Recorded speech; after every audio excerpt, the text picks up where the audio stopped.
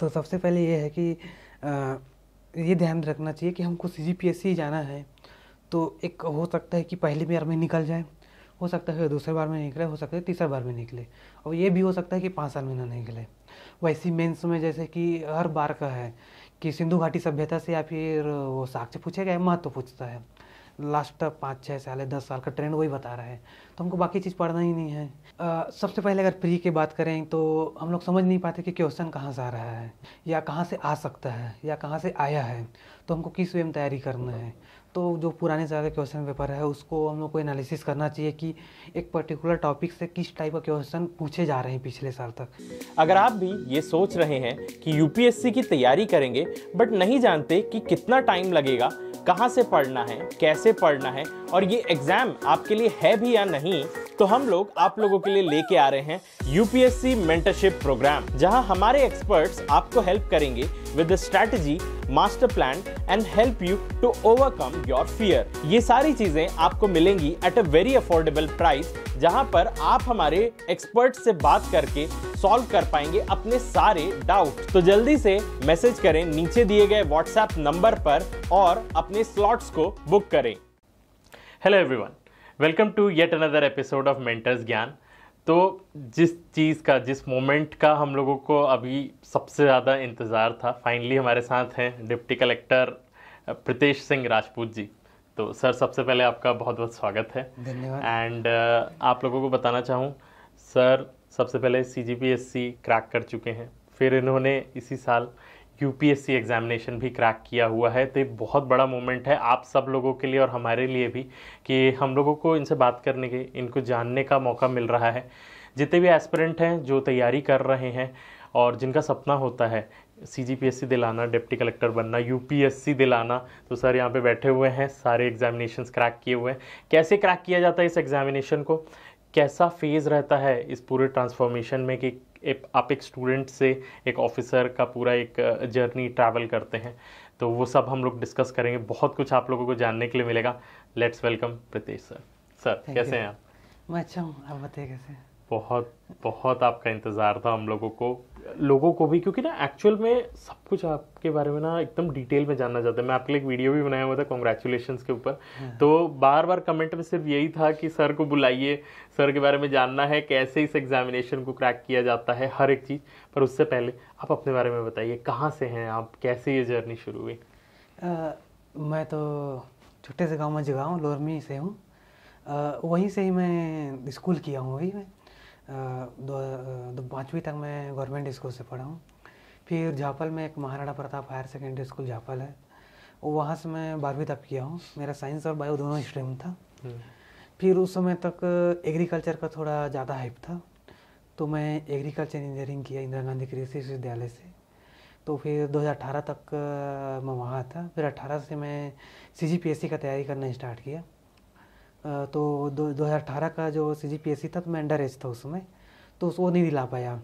लेकिन उस साल मैं बैंक का इंटरव्यू दिलाया था, बैंकिंग का IBPS का होता था, उस समय मैं दिलाया था। फिर मैं CGPSC 2019 दिलाया और उसमें मैं सेलेक्ट हुआ था 94 रैंक के साथ। फिर CGPSC 2020 हुआ, उसमें मैं इम्प्रूवमेंट किया रैंक का और फिर 17 रैंक हुआ। और अभी मैं महेंद्रगढ़ में पोस्टिंग हूँ डिप्टी कलेक्टर। इसी बीच में मैं CGPSC का तैयारी स्टार्ट किया था। तो पहले अटैम्प्ट में मेरा प्री हुआ और मेंस दिलाया, लेकिन मेंस नहीं हो पाया क्योंकि मैं ऐसा लगा कि ऑप्शनल में गलत चूज कर लिया। फिर मैं ऑप्शनल चेंज किया, फिर सेकंड प्री दिलाया, वो भी हुआ। फिर मेंस दिलाया, वो भी निकल गया। इंटरव्यू भी सिलेक्ट हुआ और फाइनली 697 रैंक के साथ भी सिलेक्ट हुआ हूँ। अभी अलॉटमेंट आना बाकी है। ग्रेट सर, बहुत बड़ी जर्नी रही है आपकी। एंड सबसे बड़ी बात मैं सब लोगों को बताना चाहता हूँ, सर डिप्टी कलेक्टर बन गए थे, उसके बाद भी तैयारी जारी रखी और फिर उसके बाद UPSC एग्जाम को अटेम्प्ट किया। मतलब ये एक बहुत बड़ा पेशेंस का खेल होता है।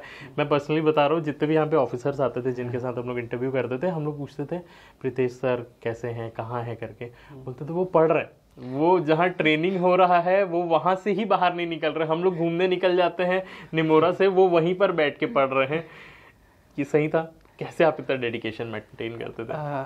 ट्रेनिंग के समय मेरा प्री निकल गया था। मैं पहले जब इंडक्शन होता है वहाँ, नहीं सॉरी, पहले फाउंडेशन होता है, तो फाउंडेशन के समय मेरा प्री था, तो उस समय तो थोड़ा बहुत पढ़ा था, फिर प्री निकल गया। तो जैसे ही प्री निकला फिर हम लोग का इंडक्शन चालू हो गया। तो अब मेन तो दिलाना है ही, तो ट्रेनिंग को स्किप भी नहीं कर सकते, तो मैं वहीं पढ़ता था। वहाँ ट्रेनिंग क्लास में भी कभी कभी पढ़ता था और सुबह शाम भी वहीं पढ़ता था। और मेंस था ना सितंबर में, तो घूमने भी जाता था लेकिन कम जाता था। तो पढ़ाई ही था, मेंस दिलाना ही था, तो थोड़ा कम होता था। Next level dedication. पहले तो ये बताइए कि किस टाइप के स्टूडेंट रहे हैं आप शुरू से, मतलब बहुत बहुत अच्छा पढ़ने वाले रहे हैं कि तभी इस एग्जामिनेशन को क्रैक किया, कैसा था आपका बैकग्राउंड? मेरा उतना पढ़ाई में मतलब एवरेज था मैं, या एवरेज और टॉपर के बीच बोल सकते हैं।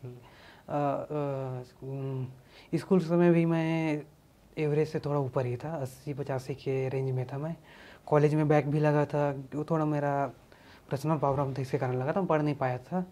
उसके बाद मैं विकास देवी कीर्ति सर का वीडियो देखा, उनका एक रील देखा कि बोलते हैं कि 2 साल का खेल है सब, कि आप उससे पहले जो भी रहो, 2 साल अगर लगन से पूरे डेडिकेशन से अगर मेहनत करते हैं तो कोई भी एग्ज़ाम को आप क्रैक कर सकते हैं। तो मैं वही उसी को ध्यान में रखते हुए CGPSC 2 साल पूरा एकदम अच्छे से मेहनत किया। जो भी हो सकता था मैं अपना 100% दिया। पहले टाइम में नहीं हो पाया क्योंकि मैं मेंस में कुछ गलती कर दिया था, क्योंकि पहले टाइम था, समझ नहीं आ रहा था कैसे करना है, क्या करना है। और 3 घंटे ऐसे एकदम आसान तेज़ी से भागता है कि वहाँ पर सोचने का टाइम ही नहीं रहता है कि गलती को सुधार सकें। एक बार गलती हो गया तो गलती हो गया, उसको काट के अलग भी नहीं लिख सकते हैं। जो लिखा गया वो लिखा भी गया, क्योंकि जगह उतना ही रहता है। तो उस गलती को मैं दोबारा सुधारगा कि ये गलती फिर नहीं करना है। तो उसका रिजल्ट तो दिख ही रहा है कि 94 से सीधा 17 रैंक हो गया। यूजुअली क्या गलतियाँ होती है जिसको इम्प्रूव करना पड़ता है? सबसे पहले अगर प्री की बात करें तो हम लोग समझ नहीं पाते कि क्वेश्चन कहाँ से आ रहा है, या कहाँ से आ सकता है, या कहाँ से आया है, तो हमको किस वे में तैयारी करना है। तो जो पुराने साल का क्वेश्चन पेपर है उसको हम लोग को एनालिसिस करना चाहिए कि एक पर्टिकुलर टॉपिक से किस टाइप का क्वेश्चन पूछे जा रहे हैं पिछले साल तक। नया क्वेश्चन आएगा उसमें हम कुछ नहीं कर सकते क्योंकि नया ही रहेगा, लेकिन जो पूछ चुके हैं उस वे में तो हम तैयारी कर सकते हैं। जैसे कि इतिहास ले सकते हैं। इतिहास में जो कुछ राजा का नाम लिए कि इस वंश से कौन से राजे हैं संबंधित हैं, तो 3 राजे दूसरे वंश से रहेंगे, 1 राजा उसी वंश से रहेंगे, उसको हम चूज करना है। तो अब अपन राजा के वाले तैयारी कर लेंगे कि हर वंश का राजा का नाम पढ़ेंगे। वैसी मेंस में जैसे कि हर बार का है कि सिंधु घाटी सभ्यता से या फिर वो साक्ष्य पूछेगा या महत्व पूछता है। लास्ट 5-6 साल 10 साल का ट्रेंड वही बता रहा है, तो हमको बाकी चीज़ पढ़ना ही नहीं है। पढ़ना है तो ऐसे पढ़ना है कि वो हैंडल हो जाए, लेकिन उसके पीछे नहीं भागना है। हमको इसके पीछे भागना है कि जो साक्ष्य पूछ रहे हैं उसको पढ़ना है, जो महत्व पूछ रहा है उसको पढ़ना है, या जो कलाकृति है या नगरीय विशेषताएं जो इसे पूछता है उसको पढ़ सकते हैं। बाकी जैसे कि कौन खोज किया है, कब खोज किया है, वो मेंस के लिए मैटर नहीं करता है, वो सिर्फ प्री में पूछ सकते हैं। मेंस अभी तक नहीं पूछे हैं, तो उस वे में तैयारी कर सकते हैं। वैसे ही जैसे मुगल काल में है, मुगल काल में अधिकांश रणनीति पूछते हैं प्रशासनिक, जैसे शेरशाह शुरू के भू राजस्व नीति हो गया, दीन इलाही एक उसका व्यवस्था था, तो उस टाइप का पढ़ना है। तो अकबर का युद्ध पूछता नहीं है, क्योंकि अकबर किस लिए जाना जाता है, वो अपना राजपूत नीति के लिए जाना जाता है, धार्मिक नीति के लिए जाना जाता है, एक सहिष्णु शासक के लिए जाना जाता है, उस तो युद्ध के लिए जाना ही नहीं जाता है। तो हम उसके युद्ध के पीछे क्यों पढ़ेंगे। इस टाइप का एनालिसिस मैं किया था, वैसी अब जो ट्रेंड चल रहा है उसके अनुसार एनालिसिस करना चाहिए। और इंटरव्यू की बात करें तो इंटरव्यू में क्या है कि हम बोल नहीं पाते, तो जितना हो सके लोगों के सामने बोलना सीखना है। और ऐसा भी नहीं है कि अपने दोस्तों के सामने बोले, क्योंकि दोस्तों के सामने तो सब बात करते हैं। रैंडम व्यक्ति से इंटरव्यू उनसे लो जो तैयारी कर रहे हैं, जिनसे हम नहीं मिल पाए हैं मेंस का टाइम, लेकिन इंटरव्यू के समय उनको मिलने का मौका मिल रहा है, उनके साथ एक दूसरे का इंटरव्यू लो। अलग अलग पैनल बना के उसको इंटरव्यू ले सकते हैं। एक अच्छा तरीका रहता है कि मिरर के सामने बोलो कि हम कैसे बोल सकते हैं, किस शब्द में हम अटकते हैं। कुछ ऐसा हमारे शब्द रहते हैं जिसमें क्लियर नहीं होता शब्द, मेरा भी कुछ रहता है मेंस में था, तो उसको क्लियर बोलने का कोशिश कर सकते हैं कि ये शब्द मेरा फंसता है, सामने वाला आदमी नहीं समझ पाएगा। क्योंकि दोस्त रहता है तो पूछ सकता है कि भाई क्या बोला है, वहाँ इंटरव्यू थोड़ी बोला कि तुम क्या बोल रहे हो, वो तो आगे निकल जाएगा, उसको लगेगा कि ठीक है। तो इस टाइप का अपनी गलती समझना है कि हम कहाँ गलती करते हैं, क्योंकि हर का गलती अलग अलग हो सकता है। आर्ट्स वालों का हो सकता है उनका मैथ्स रीजनिंग ना बने, साइंस वालों को हो सकता है कि उनसे इतिहास का डेट याद ना हो। तो उस टाइप का अपने अनुसार उनको समझना चाहिए कि मेरा क्या गलती है और उसमें इम्प्रूवमेंट लाना चाहिए। जैसे मेरा था इतिहास अच्छा नहीं था शुरू, क्योंकि मैं हमेशा साइंस ही पढ़ा हूँ। लेकिन तो उसको मैं इतना अच्छा पढ़ा हूँ कि अब ऐसा हो गया कि इतिहास से ज़्यादा नंबर आता है मेरा। तो इस टाइप का तैयारी कर सकते हैं। और कुछ ऐसे सब्जेक्ट रहते हैं जिसमें जितना पढ़ लो नंबर बढ़ ही नहीं सकता है। वो आपको पता चलेगा ना कि मेरा नहीं बढ़ सकता। जैसे मेरा इंग्लिश था, क्योंकि मैं सरकारी स्कूल में था, उसके बाद जिस स्कूल में पढ़ा हूँ उसमें मैं थोड़ा इंग्लिश में कम ध्यान दिया था, तो मेरा बेसिक इंग्लिश ख़राब है। तो जितना भी कोशिश करता हूँ इंग्लिश से बढ़ नहीं पाता नंबर, तो मैं कोशिश करता हूँ कि एवरेज ही आ जाए। अब जितना भी पढ़ूँगा उसमें मेरा 50 में 20 से नंबर ऊपर जाता ही नहीं था, तो फिर मैं क्यों उसमें टाइम वेस्ट कर रहा हूँ। ओके, उससे मैं तो 15 में खुश रहूँगा, 5-10 नंबर मैं दूसरे सब्जेक्ट बढ़ा लेता हूँ। तो इस टाइप का मेरा रणनीति था गलती का सुधारने का। एज अ स्टूडेंट जब कोई न्यू सोचता है कि आप सीजीपीएससी की तैयारी करेंगे, पहले सीजीपीएससी को कवर कर लेते हैं फिर यूपीएससी में जाएंगे, तो सीजीपीएससी कैसे स्टार्ट करना चाहिए, आपने कैसे किया और क्या चीज़ें एकदम श्योर ध्यान ये रखना ही है? तो सबसे पहले ये है कि ये ध्यान रखना चाहिए कि हमको सीजीपीएससी जाना है तो एक हो सकता है कि पहली बार में निकल जाए, हो सकता है दूसरे बार में निकले, हो सकता है तीसरे बार में निकले, और ये भी हो सकता है कि 5 साल में ना निकले। तो ये पहले दिमाग में मेंटालिटी बना लेना चाहिए कि इतना टाइम देना है, कितना टाइम देना है। क्योंकि क्या होता है कभी कभी कि 5 साल लगातार दिए, हमारा ना व्यापम में ध्यान दिए ना कहीं और ध्यान दिए, तो 5 साल का टर्नओवर तो ज्ञान तो अर्जित किए, लेकिन अल्टीमेट हमको तो आगे भी बढ़ना है ना। तो 5 साल का ज्ञान तो हमेशा तुम्हारे जीवन यापन में तो काम आएगा ही नहीं। अलग अलग फील्ड में अलग अलग स्किल मांगता है, हर में नॉलेज का जरूरत तो होता नहीं, वो भी हमारा सामान्य ज्ञान है जो तो बहुत कम ऐसा काम आएगा। जैसे कंप्यूटर हो गया तो उसमें स्किल मांगता है, तो उसमें तो नॉलेज का काम ज़्यादा कम रहेगा। तो हमको सोच के चलना चाहिए कि हमको कहाँ तक टाइम देना है। पहली बात करते हैं कि सीजीपीएससी में आए तो सबसे पहले देखना चाहिए कि लोगों को ये पता नहीं रहता कि कब क्या होता है। एक सीजीपीएससी का एक फिक्स फॉर्मेट अभी तक चल रहा है कि फरवरी 2 में प्री लेगा, फिर उसके मई या जून में उसका मेंस होगा, उससे 3 या 4 महीने में इंटरव्यू होगा। एक उसका साइकिल है। तो इसमें एग्ज़ाम लेते हैं तो सबसे पहले हम प्री की बात करते हैं, तो उनके पास सिलेबस रहना चाहिए कि आखिर सिलेबस में क्या क्या टॉपिक हमको पढ़ना पड़ेगा। क्योंकि हमको बोल देते हैं सिंपल, हम बोल देते हैं कि 2 पेपर होता है, जीएस और सीसेट। लेकिन जीएस में क्या आता है, सीसेट में क्या आता है, सीसेट में मैथ्स कितना आता है अभी तक आता है, फिक्स तो नहीं है। रीजनिंग कितना आ रहा है, उसमें हिंदी और छत्तीसगढ़ी का कितना कंट्रीब्यूशन है, कैटेगरी वालों को कितना नंबर लाना है, जनरल वालों को कितना नंबर लाना है, ये उनको पता रहे। और आते हैं फिर जीएस में फिर 2 पार्ट है, छत्तीसगढ़ और भारत। छत्तीसगढ़ में इतिहास से कितना आ रहा है, जियोग्राफी कितना आ रहा है, कल्चर से कितना आ रहा है, इस छत्तीसगढ़ के जो विधायिका प्रशासनिक न्यायपालिका है उससे कितना आ रहा है। वैसे भारत का इंडियन जियोग्राफी, पॉलिटी या साइंस हो गया या करंट अफेयर हो गया, कितना अभी तक कंट्रीब्यूशन है, एवरेज देख सकते हैं कि क्या क्या है। उसके अनुसार हमको तैयार करना है कि कैसे टाइप करना है। फिर देखें क्वेश्चन पेपर कि क्वेश्चन पेपर में वही टॉपिक वाइज के किस टॉपिक से किस टाइप का क्वेश्चन पूछ रहा है। ये मुझे लगता है कि कोचिंग के साथ भी कर सकते हैं, कोचिंग के पहले भी कर सकते हैं उसको तैयारी के साथ साथ। लेकिन जो सामान्य जानकारी है कि कितना क्वेश्चन आएगा, किस पोर्शन से आ रहा है। मेंस में 7 पेपर होता है, तो 7 पेपर में कौन कौन सा पेपर है। पहला पेपर लैंग्वेज है तो लैंग्वेज में कौन कौन सा है, ऐसे में कितना ऐसे लिखना है, कितना शब्द कैसे लिखना है। पार्ट 1 पेपर 1 2 3 4 5 6 7 किस किस में किस किस का सब्जेक्ट है, कितना क्वेश्चन पूछता है, कितना क्वेश्चन कितने नंबर का रहता है, कितना शब्द लिखना रहता है, किस में अथवा है किस में अथवा नहीं है। ये सब उनको समान जानकारी रहता नहीं है। मैं देखा हूँ जो प्री निकाल चुके हैं उनको भी नहीं पता रहता है कि हमको 46 क्वेश्चन बनाना है, 44 क्वेश्चन बनाना है या 45 क्वेश्चन बनाना है। 15 नंबर का किस पोर्शन आ रहा है वो भी नहीं पता रहता है। तो ये अगर पता रहेगा तो उनके लिए आसानी रहेगा।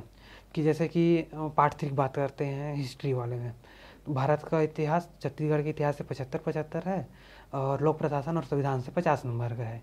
तो 50 नंबर वाले में 15 नंबर का सवाल नहीं आएगा, तो हमको 15 नंबर का तैयार नहीं करना है, सिर्फ 10 तक तैयार करना है। वैसे ही पहला पार्ट और तीसरा पार्ट में 10 का नहीं आएगा, 15 का आएगा, तो 10 वाला तैयार नहीं करना है। तो इस टाइप का तैयारी करेंगे ना तो आसानी होगा।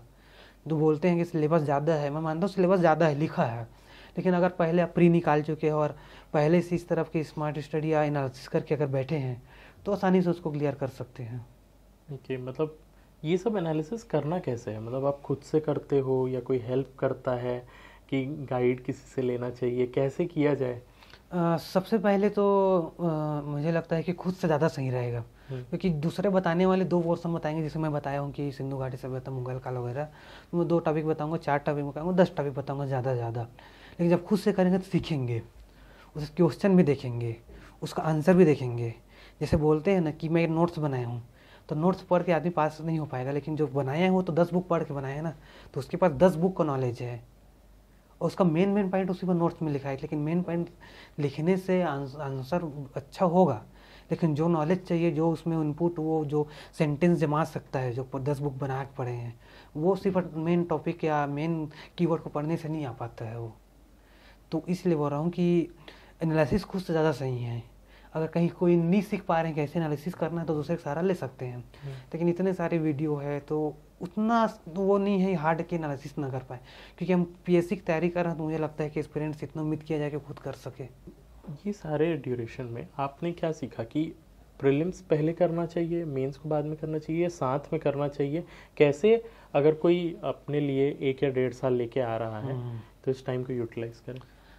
सबसे पहले वही है कि जैसे कि अगर वो आ रहा है, उसके पास 1 साल है, तो उसको दोनों तैयारी करना चाहिए। लेकिन जैसे भी वो आ रहा है जुलाई में, और हमको पता है कि फरवरी, वही पता नहीं, उसको पता रहना चाहिए कि फरवरी मेरा एग्जाम है, और यही पता नहीं रहेगा तो कैसे तैयारी कर पाएगा। तो उसको पता है कि मेरा फरवरी में है, तो उसको मेंस उसको प्री तैयारी करना चाहिए, क्योंकि वो पहली बार आया है, और उसको कम से कम 6 महीने तो बेसिक तैयारी करना पड़ेगा ही।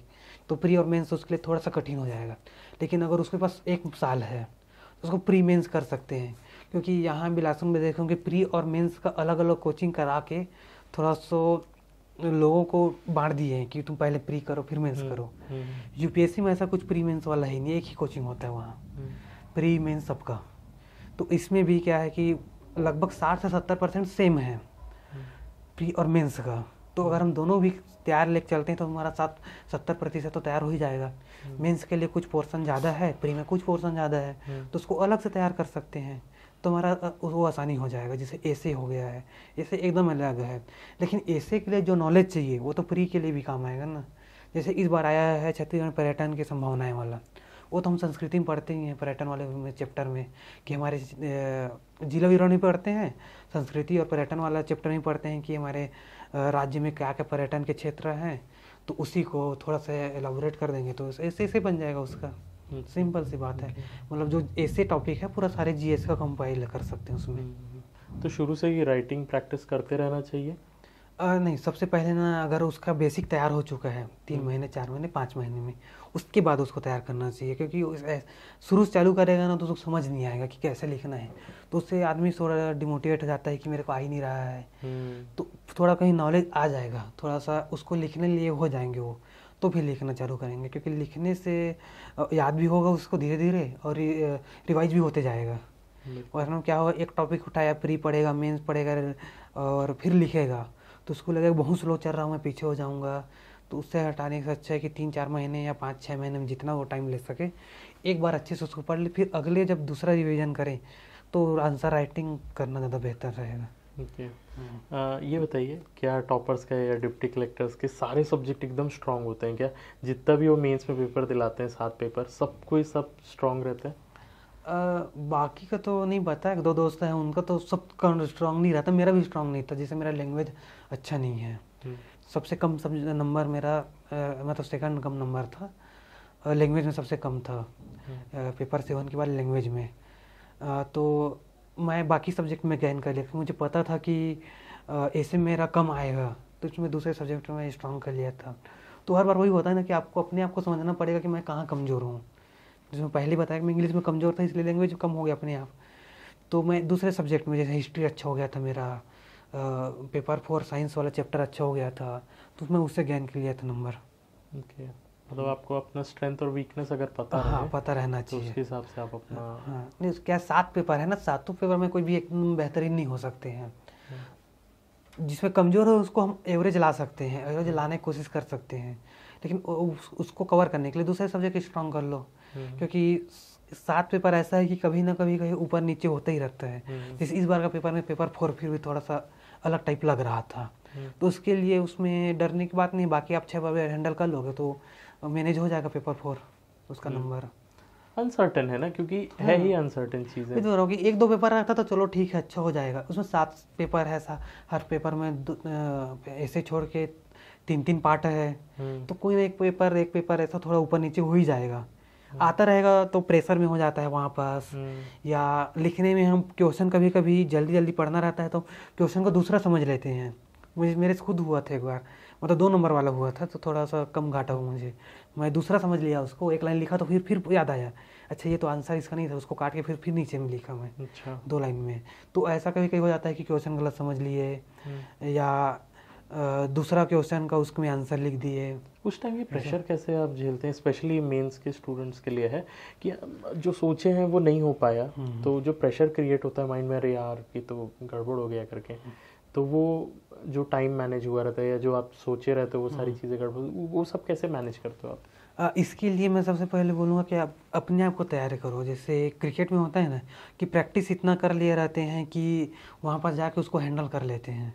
तो मैं कम से कम 40 से 45 टेस्ट दिलाया हूँ, तो हर सिचुएशन से मैं अपने आप को जज किया हूँ, मतलब वो टेस्ट किया हूँ। बिना पढ़े टेस्ट दिलाया हूँ, आधा पढ़ के टेस्ट दिलाया हूँ, कुछ नहीं आता तो भी पढ़ा हूँ, कि मतलब पढ़ा ही नहीं, 1% नहीं पढ़ा हूँ तो भी दिलाया हूँ कि कैसे हैंडल करूँगा। मैं जो अथवा क्वेश्चन रहता है उसमें जो मेरे से नहीं बनता था उसको सॉल्व करता था, जो बनेगा तो बनेगा ही, जो नहीं बनता था उसको सॉल्व करता था। ऐसे भी वैसे ही करता था। 4 टॉपिक में 2 लिखना रहता है पहला पार्ट में, तो 2 तो आता है मुझे, माना कि मैं 2 नहीं आता उसको हैंडल करता था कि मैं वहाँ माना कि यही टॉपिक आ गया तो वहाँ मैं कैसे करूँ मेन एग्जाम में, तो मैं वहाँ इसको यहाँ प्रैक्टिस करता था। तो इतना प्रैक्टिस कर लिया था कि वहाँ पास ऐसा कोई मुझे नहीं लगा था कि नया आ जाए, और नया आ भी गया तो क्या भी कर सकते हैं, उसको लिखना है, उसके आसपास का, उसके बारे में जो ही पता है उसके आंसर क्रिएट करना है, वो लिखना है उसके आसपास, या 1-2 शब्द पर याद आ रहा है तो उसको लिख सकते हैं। बिल्कुल। मेरे को ये बताइए, वो प्रीतेश जो आया था स्टार्टिंग में और जो फाइनली टॉप किया उसमें क्या डिफरेंस है? मतलब पहले आप कैसे चीज़ों को समझते थे, क्या गलतियां करते थे, और जब आप फाइनली बन गए, जब आपको लोग मतलब हीरो की तरह देख रहे हैं और सब कुछ आइडियल की तरह मानते हैं, उन दोनों में क्या डिफरेंस था? डिफरेंस सेम वही था कि मैं पहले था तो ऐसा लग रहा था कि मैं भी 5 साल लूँगा, क्योंकि एक उसमें बना था ना कि पंचवर्षीय योजना टाइप चलता था कि 5 साल में निकलता है, 3 साल में निकलता है, तो मुझे भी लगता था चलो ठीक है। मैं घर में बोल भी दिया था कि थोड़ा टाइम लगेगा करके। जब आया तो पढ़ा धीरे धीरे पढ़ते गया, बाकी माहौल देखा कि पता चला कि यहाँ पढ़ने वाले है ही नहीं है, सब यहाँ इंजॉयमेंट या एक चाम हो गया है ना कि MPSC की तैयारी कर रहे हैं। एक लगता है कि हाँ यार आदमी तो कुछ कर रहा है, तो एक बहाना हो टाइप हो गया, या फिर फैशन टाइप बोल सकते हैं कि फैशन हो गया कि हम PSC की तैयारी कर रहे हैं। जहाँ पढ़ने वाले बहुत कम हैं, तो मैं देखा कि पढ़ने वाले कम हैं, हम भी पढ़ेंगे तो हो जाएगा। उसके बाद मैं टेस्ट कभी इसकी क्यों नहीं करता था, कुछ भी हो जाता था मेरा 0 नंबर आए, कम से कम वहाँ जाता था, 2 घंटा बैठता था, 100 क्वेश्चन देखता था कि क्या क्वेश्चन क्या है। कुछ तो दिमाग घूमता था, गलत जगह घूमे, मतलब गलत साइड घूमे, गलत वे में जा रहा है, गलत आंसर लग रहा है, लेकिन कुछ तो दिमाग लग रहा है ना, ठीक है कि हम गलत जा रहे हैं, उसको सुधार लेंगे। तो मैं उस गलती को सुधारते गया। एक बार मेरे सामने जो क्वेश्चन आ गया उसको गलत किया हूँ, तो वो क्वेश्चन आज भी गलत नहीं होगा मेरे से, ऐसा टाइप है। तो उसको मैं फिर बाद में पढ़ता था, जैसे 100 क्वेश्चन आया, मेरे पहली बार में 30 बना, 40 गलत हो गया, 70 अटेम्प्ट किया, लेकिन 30 बना ही नहीं मेरे से। तो उस 70 टॉपिक या 70 क्वेश्चन को फिर तैयार करता था, ना कि मैं सिर्फ क्वेश्चन को आंसर देख के मैं उसको स्किप नहीं करता था, उस टॉपिक को फिर पढ़ता था कि आखिर गलत क्यों हुआ। गलत हुआ है तो डाउट होता तो मैं बगल में लिख देता था कि मैं इस टॉपिक में इस कारण डाउट हुआ है, कि इस डेट के कारण गलत हुआ, तो बगल में लिख देता था। फिर उस दोनों डेट को जाकर मैं बुक में देखता था कि ये डेट कहाँ का है, ये डेट कहाँ का है, क्यों कन्फ्यूजन हुआ। तो इस टाइप का धीरे धीरे मैं करते गया, तो फिर वो गलती धीरे धीरे सुधरते गया, तो फिर वो अच्छा होते गया। और पहले और अभी में वही अंतर है कि पहले मैं समझ नहीं था क्या पढ़ना है, कैसा पढ़ना है। अब PSC और UPSC भी थोड़ा, UPSC थोड़ा बहुत बोल सकता हूँ, PSC का तो अधिकतर है कि मैं समझ आया कि मुझे क्या छोड़ना है, क्या पढ़ना है। इसलिए मेरा जल्दी हो जाता है कि मैं जल्दी रिवीजन कर पाता हूँ, जल्दी क्वेश्चन अटेम्प्ट कर पाता हूँ, कि इतना बार उस क्वेश्चन मेरे सामने से गुजर चुका है या मैं उसका आंसर राइटिंग कर चुका हूँ कि मुझे पता है कि ये शब्द मुझे लिखना है या ये टॉपिक में उसको बनाना है, स्ट्रक्चर करना है। तो वहाँ सोचना नहीं बैठता हूँ कि मुझे क्या लिखना है, उसका भूमिका क्या लिखना है, मुझे सोचना ही नहीं है। मुझे पता है कि बेरोजगारी आएगा, क्या भूमिका लिखूँगा, क्या निष्कर्ष लिखूँगा, अकबर से क्वेश्चन आया क्या निष्कर्ष लिखना, क्या भूमिका है, मैं पहले से तैयार है, क्योंकि इतना बार अकबर के बारे में कम से कम मैं 10 से 12 क्वेश्चन लिखा ही हूँगा। उसमें से दो भूमिका और 2 निष्कर्ष तो याद ही रहता है, उसी को वहाँ पर लिख देना है। सर तो चलिए बिलासपुर के बारे में बात करते हैं। क्या कहेंगे कि पढ़ाई के लिए ज़्यादा अच्छी जगह आपको कौन सी लगती है, रायपुर या बिलासपुर? मैं तो कॉलेज वहाँ रायपुर से किया हूँ, तो कॉलेज में तो ऐसे CGPSC या कॉम्पिटिटिव एग्जाम का माहौल तो था ही नहीं वहाँ, बस एंजॉयमेंट या कॉलेज घूमो इधर उधर था। फिर मैं उसी कारण मैं बिलासपुर आया था, क्योंकि मैं वहाँ रह के पढ़ाई नहीं कर सकता था, क्योंकि यहाँ मेरे दोस्त थे, उनके साथ घूमना फिरना ज़्यादा हो जाता था, इसलिए मैं बिलासपुर आया। और बिलासपुर में जो गांधी चौक है वो पढ़ाई के लिए ज़्यादा सही लगता है मुझे। जो एक माहौल देता है, जो लोगों को देख के जो मोटिवेशन आता है कि इतने भीड़ में अगर हम पढ़ेंगे नहीं पीछे हो जाएंगे, क्योंकि रायपुर में अभी धीरे धीरे माहौल बन रहा है, लेकिन अभी बिलासपुर का सही लगता है मुझे। और जो लोगों को देखते हैं उसके बाद उनसे कभी कभी हम लोग सीखते हैं कि ये लोग इतना पढ़ रहे हैं, कि इतना 4 घंटे पढ़ रहे हैं या 10 घंटे पढ़ रहे हैं, जो भी रहे अपने अनुसार। अगर हम लोग 1 घंटा पढ़ रहे हैं या 2 घंटे पढ़ रहे हैं तो इतने में तो हो ही नहीं सकता, क्योंकि हमसे ज़्यादा पढ़ने वाले हैं। रायपुर में रहेंगे या फिर अपने घर में कभी कभी रख पढ़ते हैं तो उनको पता नहीं चलता कि हम कितने गहरे पानी में हैं। ऐसा लगता है कि हम पढ़ रहे हैं तो हम तो टॉप ही बस करेंगे, दूसरा रैंक तो हम दूसरा रैंक बोलेंगे तो हम लेंगे नहीं, चाहिए एक ही रैंक, पहला वो भी। तो जब बाहर निकल के लोगों के साथ मिलते हैं, टेस्ट सीरीज देते हैं, अपना रैंक देखते हैं, दूसरे से उसकी तुलना करते हैं कि उसका ज़्यादा आ रहा है या उनसे हमको भी उनके अनुसार लाना पड़ेगा, क्योंकि यहाँ तो 1% लोग का सिलेक्शन होगा, सबका तो होता ही नहीं है, क्योंकि पोस्ट कितना रहता है 200, ज़्यादा 250 रहता है। फार्म जाता है 1.5 लाख, 1,20,000, 1,35,000 जाता है, तो 200 का ही पोस्ट होता है। सबको मतलब अपने लेवल में सबको टॉप ही करना है, अपने क्षेत्र से अपने कोचिंग को सबको टॉप ही करना रहेगा तभी निकल पाएगा। तो इस तरह से बिलासपुर अभी सही लगता है। और घर ज़्यादा बेटर है कि बाहर से करना चाहिए, बाहर जाने का ऑप्शन अगर रहे तो? अगर बहुत लोग से मैं बात भी किया हूँ, लोग बोलते हैं कि फाइनेंशियल स्टेटस ठीक नहीं है, तो उनके पास मजबूरी है तो उनको तो घर में पढ़ना ही पड़ेगा। लेकिन अगर किसी के पास ऑप्शन है कि वो बाहर जाकर पढ़ सकते हैं या बिलासपुर आके या रायपुर आके पढ़ सकते हैं, तो मेरे ख्याल से उनको आना चाहिए, क्योंकि उनको यहाँ वही बताया ना कि उनको और लोगों से साथ मिलेंगे तो तैयारी करने का दिशा और किस लेवल में तैयारी करना चाहिए पता चलता है, जो घर में नहीं मिल पाता है वो। फूडिंग लॉजिंग कैसा है यहाँ पर का, खाना और रहना? अगर कोई बाहर से आए क्या चीज़ें ध्यान में रखनी चाहिए, कैसे रूम में रहना चाहिए, कैसा खाना खाते रहना चाहिए, कैसे हेल्थ को मेंटेन करके रखना चाहिए? यहाँ बाहर का खाना तो ज़्यादा नहीं खाना चाहिए, तो शुरू से कहीं भी रहे हो तो बाहर का खाना नहीं रहना चाहिए। अगर खाना बनाने का टाइम है उनके पास, खाना बना भी अपना पढ़ाई वाला मैनेज कर सकते हैं, लेकिन खाना बनाने में पढ़ाई डिस्टर्ब ना हो उस केस में खुद खाना बनाना सकते हैं। वैसे बहुत सारे टिफ़िन चलते हैं जो हाइजीन मेंटेन करते हैं, थोड़ा सा ज़्यादा एक्स्ट्रा पैसा खर्च करना पड़ेगा उनके पास है तो उसमें मेंटेन हो जाता है। और तीसरा बात है कि यहाँ बहुत सारे टाइफाइड या मलेरिया के केसेस ज़्यादा रहते हैं, तो उसके लिए जो जो सुविधाएं वो अपना सकते हैं वो करना चाहिए। जिससे कि बहुत लोग मैं देखा हूँ वो टाइफाइड हो जाता है या मलेरिया हो जाता है, तो थोड़ा सा रिस्क रहता है। क्योंकि अभी 3-4 दिन पहले एक दोस्त मुझे मैसेज किया था कि उसको टाइफाइड और 1-2 और थोड़ा सीरियस बीमारी और उसी टाइम हो गए थे एग्जाम के समय, तो सिर्फ एग्जाम में बैठा बस से वो बेचारा लिख भी नहीं पाया है, तो रिस्क हो जाता है। तो इसको थोड़ा सा अपने लेवल में करना है कि उनको कहाँ पसरा रहे हैं उसके अनुसार करना चाहिए, कि ऐसा भी एकदम गंदा जगह नहीं रहना चाहिए जिससे कि हम जिसके तैयारी करने आए हैं वही पीछे छूट जाए। नेक्स्ट क्वेश्चन ये कि कैसा था वो मोमेंट जिस दिन रिजल्ट आने वाला था? एक्सपेक्टेड था कि अच्छा आएगा, क्या कर रहे थे उस मोमेंट पे? जैसे रिजल्ट आया तो क्या रिएक्शन था लोगों का? ये तो एक वो था कि सिचुएशन बन गया था कि PSC दोनों रिजल्ट में मैं घर में नहीं था। अच्छा। तो पहले जब मैं रिजल्ट आया तो मैं शिमगा में टीचर था मैं, तो मैं शिमगा में था, उसमें गणेश उत्सव चल रहा था, तो डर तो बहुत लगता है, हार्ट बीट पूरा बढ़ जाता है। तो मैं गणेश पंडाल के सामने जाके बैठा था कि अब रिजल्ट आएगा, अब रिजल्ट आएगा। 1.5-2 घंटे तक वहीं बैठा था और अकेले था मैं। तो रिजल्ट तो मेरे को उम्मीद के अनुसार ही, उससे अच्छा बेहतर बोल सकते, क्योंकि मेरा पेपर थोड़ा बहुत बिगड़ा था, तो बस मैं ये चाह रहा था कि 2 डिजिट में मेरा रिजल्ट आए, तो उसी के अनुरूप ही रहा है, 94 रैंक था मेरा। तो उसके बाद जो दूसरा रिजल्ट आया तो उसमें था कि इस बार तो अच्छा रिजल्ट आएगा, तो उसमें भी मैं सोचा था कि टॉप 50 में रहेगा, तो उसमें भी अच्छा ही था मेरा, टॉप 20 में था, 17 रैंक था। उसमें मैं बाहर था, एक दोस्त के साथ था मैं वहाँ। तो फिर फ़ोन आना स्टार्ट हो जाता है, घर वालों को बता दिया था, घर वाले भी बहुत खुश थे, पटाखे वटाखे भी फोड़े थे। फिर दूसरा दिन मैं सुबह घर भी आया था, तो सब स्वागत किए, उनका खुशी बहुत था कि, क्योंकि उनके लिए एक बहुत बड़ा था ना, कि घर वालों को भी बस था कि ठीक है पोस्ट निकल जाएगा, बताया था कि अच्छा रिजल्ट आ सकता है, तो उनको भी उम्मीद था कि अच्छा होगा, तो वो भी खुश था। घर वाले को तो 2-3 दिन वो बता रहे थे कि सपना ही चल रहा है उनके लिए, तो सपना टाइप फीलिंग हो रहा है कि हमारे साथ क्या हो रहा है, ऐसा टाइप।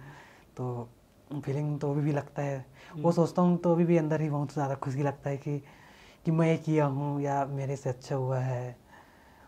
परिवार वाले का लाइफ आप देखें, जैसे आप खुद ही बता रहे थे कि आपके पास इतने पैसे नहीं थे कि आप पहला जो कोचिंग है उसका अफोर्ड कर पाते, फिर भी किए।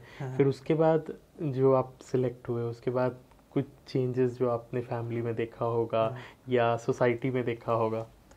वो तो मतलब एक कॉमन सी बात है कि सफल व्यक्ति को गुणगान तो सभी करते हैं, है ना। उससे पहले तो शायद पहचानते भी नहीं रहते होंगे, या पहचान के नज़रअंदाज कर देते हैं कि है ही क्या।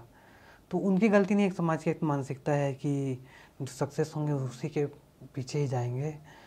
तो है, अच्छा है कि घर का जो फाइनेंशियल स्टेटस अच्छा हुआ है, अब किसी चीज़ के लिए ज़्यादा सोचना नहीं पड़ता है कि ये नहीं करना चाहिए कि नहीं करना चाहिए। पहले था कि कुछ चीज़ ज़रूरी था उसको बस करते थे, दूसरे चीज़ को डिले कर देते थे कि बाद में देखेंगे या बाद में करा लेंगे, या आवश्यकता नहीं है तो क्यों लेंगे, ऐसा टाइप। अभी अच्छा है, ज़्यादा सोचना नहीं पड़ता है। सही। फिर सिलेक्शन हुआ आपका, निमोरा जाते हैं, और उसके बाद भी आप तैयारी चालू रखे। तो ये फेज कैसा था आपका, मतलब कैसे आप चीज़ों को मैनेज करते थे, और वो माइंडसेट आपने तुरंत कैसे स्विच किया कि अब तो मैं मतलब डिप्टी कलेक्टर बन गया हूँ और उसके बाद मुझे फिर से यूपीएससी की तैयारी करना है? क्योंकि मैं आपको फ्रैंकली बता रहा हूँ, बहुत सारे ऑफिसर्स यहाँ पे आए हुए हैं, बहुत सारे डिप्टी कलेक्टर्स आए हुए हैं, और उनका सेकेंड थॉट ये रहता ना, बस हो गया यार, हो गया, मतलब इतने साल पढ़े हैं, इतना कस के पढ़े हैं, दिन रात लग के पढ़े हैं, और बस अब उनको रिलीफ मिल गया। बट वो थॉट आप कैसे चेंज किया अपने दिमाग में, क्या लेके आया, उसके बाद भी अपनी तैयारी चालू रखे? जब मैं कॉलेज रायपुर से मैं यहाँ आया बिलासपुर में, तो धीरे धीरे मेरा हैबिट हुआ ना। शुरू में तो था ही नहीं कि मैं एक आधी घंटा बैठ पाता था, धीरे धीरे मेरा कैपेसिटी बढ़ते गया, फिर 10 घंटा, उससे भी ज़्यादा कभी कभी होता था। मैं धीरे धीरे पढ़ते गया, फिर रिजल्ट आ गया। फिर 2-3 महीने पूरा खाली था मैं, तो मैं खाली था और पोस्टिंग भी नहीं हुआ था, मैं टीचर बस था, तो टीचर में पढ़ाता था 12 से 5, उसके बाद मैं खाली था। फिर मैं सोचा कि मेरी ज़िंदगी में चल ही क्या रहा है, तो मतलब ऐसा लग रहा था कि ज़िंदगी रुक सा गया है, कुछ हो नहीं रहा है, मैं पढ़ भी नहीं रहा हूँ, कुछ हो नहीं रहा है, ऐसा टाइप। रिजल्ट तो था, ठीक था, तो जाएंगे, रिजल्ट आएगा जब, मतलब जब भी पोस्टिंग हुआ तब। फिर सोचा थोड़ा पढ़ा जाए, तो क्या पढ़ा जाए, क्या तो मैं यूपीएससी पहले माइंड में था, लेकिन सिलेक्शन होने के बाद जैसे बताए थोड़ा सा कम हो गया था कि चलो पोस्ट तो है ही। फिर सोचा नहीं, ऐसे तो चलेगा नहीं, ऐसे में तो मतलब मेरे अंदर आया कि ऐसे में मज़ा नहीं आता, मुझे फीलिंग अच्छा नहीं आ रहा था कि पढ़ाई हो नहीं रहा है, क्योंकि मेरा आदत बन गया था 2-2.5 साल का कि पढ़ना है टाइप। तो सोचा चलो पीएससी पढ़ता हूँ, तो टेलीग्राम चैनल से बहुत सारे वीडियो निकाला, ये 2-3 कोचिंग का मैं प्रिंट कराया नोट्स सा। फिर मैं कुछ सब्जेक्ट पढ़ना स्टार्ट किया, फिर उसमें अच्छा लगने लगा। फिर मैं कोई स्कूल में पढ़ता था, फिर धीरे धीरे पढ़ना स्टार्ट किया। फिर उस समय फरवरी में फॉर्म भराता है यूपीएससी का, मैं फॉर्म भर दिया। तो मैं ऑप्शनल में ऐसे ही देखा, तो ऑप्शनल में सोशियोलॉजी डाल दिया था, तो ऑप्शनल सोशियोलॉजी डाल दिया था। और उस साल मैं वैसे ही रैंडम पढ़ रहा था, जो मन चलता था वो पढ़ रहा था। तो फिर प्री भी निकल गया, उसके बाद फिर मेंस दिलाया। अब मेंस में हुई, मैं तो ऑप्शनल तो मैं रैंडम डाला था वैसे सोच के कि चलो कम सिलेबस हो जाएगा करके, उसी ऑप्शनल के कारण मेरा मेंस रुक गया था। हाँ, तो मेरा वही था कि मेरा हैबिट बन चुका था पढ़ने का, और एक था कि अब डीसी तक ही नहीं रुकना है, कि ठीक है पोस्ट, लेकिन डीसी से हम जो उम्मीद करते हैं कि प्रमोशन के बाद आईएएस में जाएंगे, जो हम सोच रहे हैं कि 20 साल 25 साल 30 साल जब भी होता है, तो अगर मैं 2 साल 3 साल मेहनत करके उस लेवल में एग्ज़ाम क्रैक करके जा सकता हूँ, तो 25 साल या 20 साल 30 साल का वेट क्यों करूँ, मैं 3 साल मेहनत ही कर लेता हूँ। तो ये सोचा कि मैं चलो ठीक है एक बार ट्राई करते हैं। तो प्री निकल गया, तो एक मेरे मोटिवेशन था कि प्री जब निकल सकता है तो मेंस के लिए तैयारी करते हैं। मेंस देखा तो मैं तो दूसरा दिन में पता चल गया था कि मेरा तो होने वाला है नहीं है, क्योंकि ऑप्शनल तो मैं पढ़ा ही नहीं था, इतना गंदा गया था कि होना ही नहीं था, कंफर्म तक इंटरव्यू नहीं होगा। तो उसके दूसरा दिन मैं सोच लिया था कि मेरे को ऑप्शनल चेंज करना है। तो फिर मैं दूसरा दिन से हिंदी साहित्य का क्लासेस देखना स्टार्ट कर दिया था, मैं टेलीग्राम चैनल से निकाल के। तो फिर मैं दूसरा दिन से ही मैं हिंदी साहित्य पढ़ना स्टार्ट कर दिया। फिर मैं उसको फिर अच्छे से तैयार किया, क्योंकि मुझे एक दिशा दिख गया था कि मैं निकाल सकता हूँ, क्योंकि जीएस मेरा अच्छा था, जीएस अच्छा गया था, बस ऑप्शनल मुझे तैयार करना था। तो मैं फिर दूसरा दिन से ऑप्शनल तैयार करना स्टार्ट कर दिया। तो जो प्री निकला था वो मेरे लिए मोटिवेशन था कि मैं कर सकता हूँ। हाँ, कि कुछ लोग मतलब मैं नहीं बोलना चाहूँगा कि वो रहता है कि नहीं करते हैं, ऐसा नहीं बोलूँगा, लेकिन एक बार ट्राई करना चाहिए। हाँ, कुछ लोग का मजबूरी रहता है, घर संभालना रहता है, परिवार संभालना रहता है, या कुछ लोग का एज भी हो जाता है कि उस लेवल में उसमें नहीं आ पाते, या 1 साल बचा रहता है तो 1 साल में क्यों तैयारी करें, नहीं हो पाएगा तो छोड़ना ही रहता है। लेकिन जिसको अगर लग रहा है कि तैयारी करना चाहिए, या जिनके पास एज है, या जिनको और आगे बढ़ने का है, उनको आईएएस लगता है कि हमको चाहिए, तो उनको तैयारी करना चाहिए। क्योंकि बिना तैयारी करे लगता नहीं है कि हम कब क्या उसको हम निकाल सकते हैं नहीं निकाल सकते हैं, क्योंकि मुझे भी नहीं पता कि मैं निकालूंगा नहीं निकालूंगा। मैं बस ट्राई किया अपना कि कल या 10 साल बाद या 5 साल बाद कोई, या मैं अपने अंदर देखूं कि मेरे कलीग या मेरे जूनियर या मेरे दोस्त या बिलासपुर या छत्तीसगढ़ कोई भी आदमी निकाल रहा है, तो मेरे अंदर मत आए कि मैं ट्राई नहीं किया या मैं भी निकाल सकता था, ये गिल्ट फील ना है। आज मैं कम से कम बोल सकता हूँ कि मैं ट्राई किया हूँ और निकाला भी हूँ। इस बार है कि नहीं मिला ये, लेकिन एक संतुष्टि है कि हाँ कि मैं कोशिश किया हूँ, अब जो होगा आगे अब तो किस्मत के ऊपर है। बहुत बढ़िया सर, मुझे ना आपसे बात करके एक चीज़ समझ में आई कि ना आप अपने आप को बहुत एनालाइज करते हो, अपने आप से बातें बहुत करते हो, अपने साथ टाइम बहुत बिताते हो, और ये सोचते हो कि मुझे करना क्या है। मुझे ये नहीं कि मुझे कोई कुछ बोल दिया तो मैं करने लग गया, या कोई ऐसा बोल दिया कि यूपीएससी कर लो या ये कर लेना चाहिए, आप सोचते हो। हाँ, मेरा अभी अच्छा भी बोल सकते हैं, खराब भी बोल सकते हैं कि मैं थोड़ा सा अपने मन का ज़्यादा करता हूँ मैं, कि मुझे क्या करना है, कि कुछ क्या बोलना है, मुझे कल दिन में क्या करना है, आज मुझे क्या करना है, थोड़ा मैं अपने सोचता हूँ। दूसरे से मुझे मतलब ज़्यादा नहीं रहता है, थोड़ा सा कभी कभी मेरा निगेटिव ही रहता है।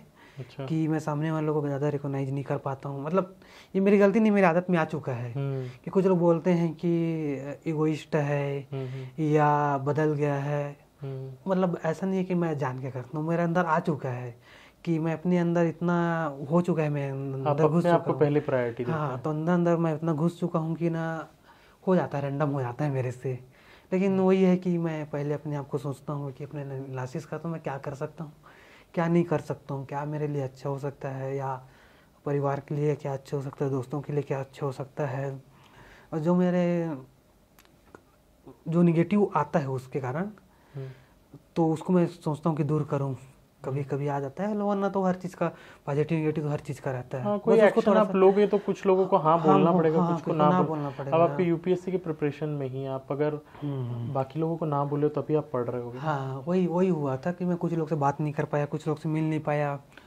कुछ लोग ऐसा भी रहते हैं कि गलत वे में ले जाते हैं ना, क्योंकि कि डीसी बना तो हमको भूल गया। अब मैं उनको बताने थोड़ी बैठूंगा कि मैं यूपीएससी की तैयारी कर रहा था, और रिजल्ट सबके सामने है कि मैं क्या कर रहा था। मैं फैमिली से नहीं मिल पाता था, मैं अपनी दीदी के यहाँ घर 5-6 साल से हो गया नहीं गया हूँ मैं, ऐसा टाइप सिचुएशन है। जब भी कुछ करने की कोशिश करता हूँ तो मेरा एग्जाम आ जाता है बीच में। ये अभी मेरे को रियलाइज हुआ, मतलब इस बात को सोचने की गहराई कि आप ऑफिसर बन गए, आप डिप्टी कलेक्टर बन गए, और उसके बाद लोगों का एक्सपेक्टेशन ये रहता है कि मतलब दूर दूर से ना ये मेरे चाचा के मामा के लड़के का ताऊ का भांजा वो बन गया है, है ना, और फिर आप उसको रिकॉग्नाइज नहीं कर पा रहे हो, आप मिल नहीं पा रहे हो, और शायद आप अपने एकदम क्लोज वाले से भी नहीं मिल पा रहे हो। हाँ। एंड उन लोगों को ये थॉट आ रहा है कि ये तो बदल गया यार, ये तो अब भाव खा रहा है। वही है ना। तो फिर मैं सोचता हूँ ठीक है, सोच लो मैं क्या ही कर सकता हूँ उस बात में, कि मतलब डीसी बस रहता तो शायद मैनेज हो जाता। अब जैसे मैं शनि और रविवार को टाइम मिलता है पढ़ने का, अब उसमें मैं अपना कहीं मिलूंगा, कहीं जाऊंगा, तो फिर मेरा पढ़ाई खत्म होगा फिर, क्योंकि दो दिन ऐसा रहता है जो मुझे फुल टाइम मिलता है पढ़ने का। अगर उसी 2 दिन में मैं दूसरे को टाइम दूंगा तो फिर मैं अपने आप को टाइम कैसे दे पाऊंगा। ये टाइप सिचुएशन रहता है, इसलिए मैं थोड़ा सा नहीं सर, ये बहुत इंपॉर्टेंट है कि आपकी प्रायोरिटीज आपकी हमेशा सेट रहे। आई थिंक इसीलिए ना पीएससी बनाया गया, यूपीएससी बनाया गया, कि आप प्रायोरिटाइज कर सको कि आपको पढ़ना क्या है, आपको करना क्या है, किन चीज़ों को मेन इंपॉर्टेंस देना, किस चीज़ों को डिले करना है। ना इस चीज़ है, मैं भी सोचा कि मैं थोड़ा कम टाइम दे रहा हूँ, थोड़ा उसको मैनेज कर रहा हूँ जॉब के साथ, फैमिली या परिवार या दोस्त जो भी है उनको। बिल्कुल। अब थोड़ा सा यूपीएससी के बारे में जानते हैं। सर ने यूपीएससी भी क्रैक किया हुआ, पूरे छत्तीसगढ़ में 6-7 लोग ही इस बार सिलेक्ट हो और उनमें से सर रहे हैं। यूपीएससी के बारे में बताइए, पहले एक डिटेल्ड आइडिया दे दीजिए सब लोग, यूपीएससी एग्जाम में होता क्या है, कैसा पैटर्न रहता है, फिर उसके बाद हम लोग डिफरेंस को थोड़ा सा देख लेंगे। यूपीएससी और सीजीपीएससी भी मतलब जो फॉर्मेट है वो मतलब प्री मेंस इंटरव्यू का सेम है। पहला भी जो पेपर वो भी सेम है, सीसेट और जीएस। लेकिन इसमें क्या है, सीजीपीएससी में छत्तीसगढ़ भारत आता है, उसमें सिर्फ इंडियन आता है। इंडियन मतलब इंडियन इंटरनेशनल और इंडियन ज्योग्राफी जैसे स्टेट स्पेसिफिक नहीं होता। हाँ, स्टेट स्पेसिफिक नहीं होता है, वो वर्ल्ड और वो इंडियन स्पेसिफिक होता है। वर्ल्ड कहने का तो वो वर्ल्ड हिस्ट्री में मेंस आता है, और वर्ल्ड ज्योग्राफी आता है प्री में, मेंशन भी आता है, ऐसा टाइप है। या इंटरनेशनल रिलेशन आ जाता है, जो सीजीपीएससी के पेपर से में का दोगे उसमें देखने में एक बार एक पैटर्न बता दीजिए, प्री मेंस इंटरव्यू कौन कौन से पेपर्स होते हैं, ऑप्शनल वगैरह वो सब। तो यूपीएससी बोलता हूँ सॉरी, यूपीएससी में वही है कि प्री में 2 पेपर होता है, सीसेट और जीएस। मेंस में होता है हमारा मोटा मोटा बोलते हैं 9 पेपर, जिसमें 2 ऑप्शनल, 2 कंपलसरी जिसमें सिर्फ पासिंग होना है।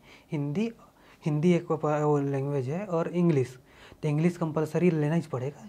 हिंदी में आप हिंदी की जगह कोई भी आप अपना जो 22 भाषा है उसको आप चूज कर सकते हैं। तो मेरा हिंदी इंग्लिश रहता है, और 2 ऑप्शनल, तो ये 4 हो गया, 4 जीएस और एक एसे।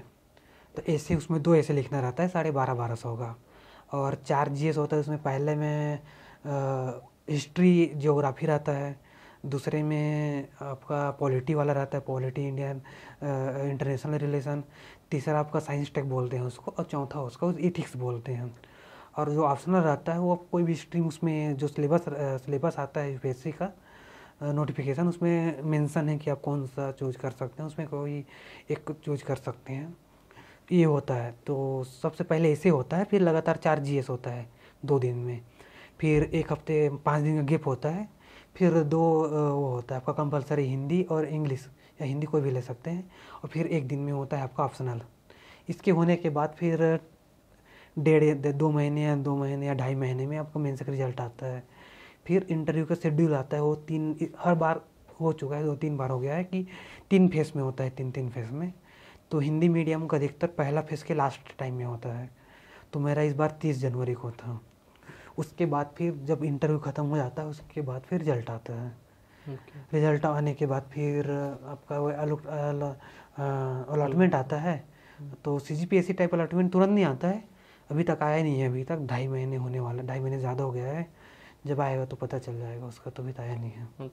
थोड़ा सा आप जानते हैं मतलब डिफरेंस क्या है सीजीपीएससी यूपीएससी में? पहले तो ये बताइए कि कौन सा ईजी कौन सा डिफिकल्ट है। सिलेबस वाइज देखेंगे तो दोनों का तो अलग अलग है, कुछ टॉपिक सेम है, मतलब टॉपिक तो सेम ही है, लेकिन जो क्वेश्चन और जो पढ़ने का तरीका है थोड़ा अलग है। फैक्चुअल तो सेम रहता है, अब इतिहास थोड़ी चेंज कर सकते हैं, पॉलिटी चेंज नहीं कर सकते हैं हम लोग, ज्योग्राफी भी चेंज नहीं कर सकते हैं, करंट अफेयर बस चेंज होता है उसमें। तो सिलेबस सेम है, लेकिन जो पढ़ने का तरीका है, सिलेबस चेंज कहने का मतलब जो सीजीपीएससी में जो टॉपिक लिखा है यूपीएससी में वही पढ़ना पड़ता है। यूपीएससी में एक्स्ट्रा पढ़ना पड़ता है, international relation, world history, world geography, आपका गवर्नेंस हो गया है, इथिक्स सब्जेक्ट एकदम नया है, दर्शन, सीजीपीएससी में दर्शन में कुछ पोर्शन में इथिक्स है, लेकिन उस लेवल में नहीं है जिस लेवल में यूपीएससी में है। उसके बाद आपका ऑप्शनल हमको पूरा तैयार करना पड़ता है यूपीएससी में। और जो मेन अंतर है उसमें आपका माइंडसेट का है, माइंडसेट बदलना पड़ेगा। इसमें हम पूरा फैक्चुअल पढ़ते हैं कि जो बुक में उसको ले गो और मेंस में छाप दो। सीजीपीएससी में, यूपीएससी में ऐसा है कि बुक से ऐसा लगेगा बुक से आया ही नहीं है। जिसमें पहला पेपर दिलाक निकला तो मैं सोचा भी मैं बुक से पढ़ूँ उसमें 5% नहीं आया है। मतलब पूरा मतलब अलग टाइप था कि हमको कॉमन सेंस का यूज करके या जहाँ जहाँ हम पढ़े हैं वो सबको मिला के एक जगह लाके लिखना है, तो एनालिटिकल ज़्यादा रहता है। हम उसको फैक्ट बता देगा, जैसे कि क्वेश्चन आया था साइंस टेक में कि चंद्रयान 3 भारत में, मतलब चंद्रयान 3 चंद्रयान उतरने के बाद भारत विश्व में क्या प्रभाव पड़ेगा और ऐसे ऐसे कौन सा देश है, तो प्रभाव लिखना है, कौन सा देश है, भारत क्या खनन कर सकता है, आगे की राह क्या हो सकता है, ये सब लिखना पड़ेगा। लेकिन इसमें पूछता तो क्या पूछता कि कौन सा लैंडर क्या है, नाम क्या पूछता उसका, प्रज्ञान क्या है, रोवर क्या है, कब उतरा था, डेट क्या है। जिसे क्वेश्चन ने पूछा था इस साल से पहले वाले में पूछा था कि चंद्रयान 3 का जो लॉन्चिंग पैड था, लॉन्चिंग पैड नहीं कोई मिसाइल जो भी छोड़ा रहा होगा उसका क्या नाम था, क्या MQ-3 ऐसा जो भी हो, LVM-3 ऐसा टाइप क्वेश्चन पूछा था। वो उसका कोई मतलब नहीं यूपीएससी को उसका। वो पूछेगा क्या महत्व है, उसको भारत के प्रभाव पड़ेगा। इसको लॉन्च करने के बाद भारत वहाँ लैंड करने के बाद भारत का अंतरिक्ष क्षेत्र में क्या प्रभुत्व स्थापित होगा, भारत चंद्रयान 3 लॉन्च किया, इससे इंटरनेशनल रिलेशन में क्या प्रभाव पड़ेगा, इस टाइप का क्वेश्चन पूछेगा। एनालिटिकल बहुत ज़्यादा, मतलब आपको सोच के समझ के। हाँ, जैसे क्वेश्चन पूछे थे कि महात्मा गांधी और रविन्द्रनाथ टैगोर के राजनीतिक और शैक्षणिक विचारधारा में अंतर और समानता बताइए। ये नहीं पूछा है कि महात्मा गांधी के शिक्षा किस आधार में था, ये सीजीपीएससी क्वेश्चन है। इसका क्वेश्चन सीधा तुलना करा दिया रविन्द्रनाथ टैगोर से, वो भी शिक्षा और समाज में, शिक्षा और राजनीति में अंतर और समानता। तो आप वहाँ पर बुक में मिलेगा नहीं जब तक आप महात्मा गांधी को अच्छे से एनालिसिस नहीं करोगे या पढ़ोगे नहीं, रविन्द्रनाथ उसी परिप्रेक्ष्य में रविन्द्रनाथ टैगोर को अच्छे से पढ़ोगे, एनालिसिस नहीं करोगे, तब तक आप आंसर नहीं बना पाओगे। तो इस टाइप के क्वेश्चन पूछते हैं वहाँ। हाँ, तो एनालिटिकल ज़्यादा है, तो उसमें यही हम लोग डर जाते हैं कि कैसे आंसर लिखेंगे। तो हमारे पास फैक्ट है, उसको थोड़ा एनालिटिकल करना है, उसको सोच के लिखना है, वहाँ पास थोड़ा सा माइंडसेट चेंज करना है। ये आप कैसे समझे, ये ट्रांजिशन आप लाए कैसे? सबसे पहली बात तो कि आप सीजीपीएससी का एक माइंडसेट तैयार करके रखे हुए हैं कि मेरे को फैक्ट डालना है, बट यहाँ पर वो पूरा उसको चेंज करके लेके आना, कैसे आप सीखे, कौन आपको गाइड किया, ये बहुत इम्पोर्टेंट है। क्योंकि ना मतलब ये इस चीज़ से ही क्लियर हो जाता है कि छत्तीसगढ़ में पॉपुलेशन कितनी है और उसके कंपैरिजन में सिलेक्शन कितना हो रहा है। मतलब कुछ तो है जो यहाँ पे चीज़ें समझ में नहीं आ रही, और उसी चीज़ को डिस्कस करके लोगों के सामने लेके आना कि भाई मतलब ऐसा क्या है और आप अपने अंदर क्या चेंज लेके आए कि आप यूपीएससी के लायक बन सकें। मेरा क्या कहता है कि मेरा आंसर राइटिंग जो तरीका है वो मुझे लगता है कि अच्छा है या फिर ठीक है बोल सकते हैं। तो इतना आंसर राइटिंग कर लिया मुझे पता ही क्या लिखना है वहाँ। और मेरा बेसिक या फैक्ट मतलब अभी थोड़ा थोड़ा भूल रहा हूँ धीरे धीरे, क्योंकि मैं रिवीजन कर नहीं पा रहा हूँ अभी, सिर्फ करंट पढ़ पाता हूँ, रिवीजन करने का ज़्यादा टाइम नहीं मिल पा रहा है, तो फैक्ट थोड़ा भूल रहा हूँ अभी, लेकिन जितना है उससे आंसर बना लेता हूँ मैं। तो लिखने का तरीका ठीक है। अब मैं क्या किया था यूपीएससी के लिए, जो पुराने साल के क्वेश्चन पेपर है उसका तो सॉल्व भी मिलता है, सॉल्व भी मिलता है, तो उस क्वेश्चन को निकाला मैं और मैं खुद फॉर्मेट किया कि मैं इसको कैसे लिख सकता हूँ इसको मैं, फिर आंसर लिखा उसको, उसके बाद फिर सॉल्व से मिलाया कि मेरे आंसर और इस आंसर में कितना अंतर है, मुझे क्या और डालना है और क्या निकालना है। तो उसमें मैं एक एक आंसर चेक किया कि इसमें अच्छा ये ऐसा इसका भूमिका लिखा गया है, इसका मेन पार्ट ऐसा लिखा गया है और मैं कैसा लिखा हूँ, इसका निष्कर्ष ऐसा टाइप लिखा है और मैं ऐसा लिखा हूँ। तो मेरा क्या मेन पार्ट तो सेम ही रहता है, कहूँ वैसा मतलब उद्देश्य है, महत्व या थोड़ा सा और आगे वे फॉरवर्ड लिखते हैं, वे आगे करा लिखते हैं, वो तो आ जाता है दिमाग में कि हाँ ऐसा लिख सकते हैं। निष्कर्ष भूमिका में भी अब पता चला कि हाँ फैक्ट डालना है, कि ये डालना है या करंट का बिंदु डालना है, निष्कर्ष में वैसे टाइप करना है, या जो सरकार की योजनाएं चल रहे हैं उसके अनुसार हमको लिखना है। तो इस टाइप का मैं उसमें चेक किया, मैं अपना आंसर राइटिंग बिना पढ़े और उसका आंसर राइटिंग कि मैं क्या गलती कर रहा हूँ और वो आंसर क्या दिए हैं, तो मुझे पता चलेगा कि अच्छा मैं क्या गलती कर रहा हूँ। तो मुझे पता चला कि मैं ज़्यादा फैक्चुअल ज़्यादा लिख जा रहा हूँ उसमें, क्योंकि मैं CGPSC मेरा आदत था कि फैक्ट लिखना है, तो उसमें फैक्ट लिखा। फिर धीरे धीरे मैं सुधार किया, अच्छा फैक्ट डालना तो है ही, साथ में अपना दिमाग भी लगा के उसमें एनालिटिकल भी डालना है, साथ में जितना डायमेंशन हो सके हमको उतना डायमेंशन डालना है उसमें।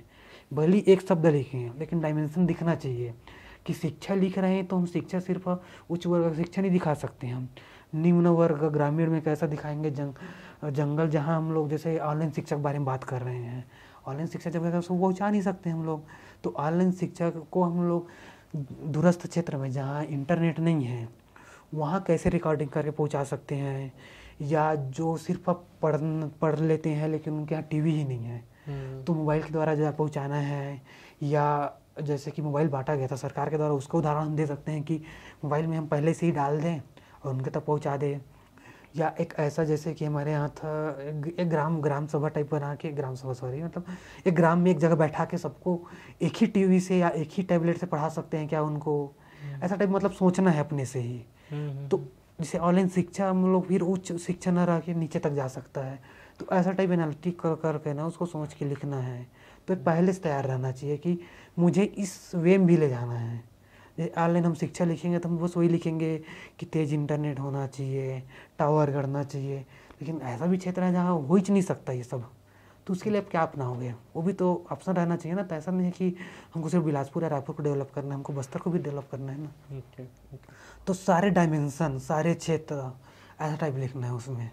तो मैं मेंस में जब भी देता हूँ ना तो मैं उदाहरण में हमेशा छत्तीसगढ़ का देता हूँ मैं हमेशा, मतलब ये भी नहीं सोचता हूँ कि उसको लगे, क्योंकि मैं इसको देखा हूँ यहाँ के ना, यहाँ की परिस्थिति मैं जानता हूँ कि यहाँ क्या है।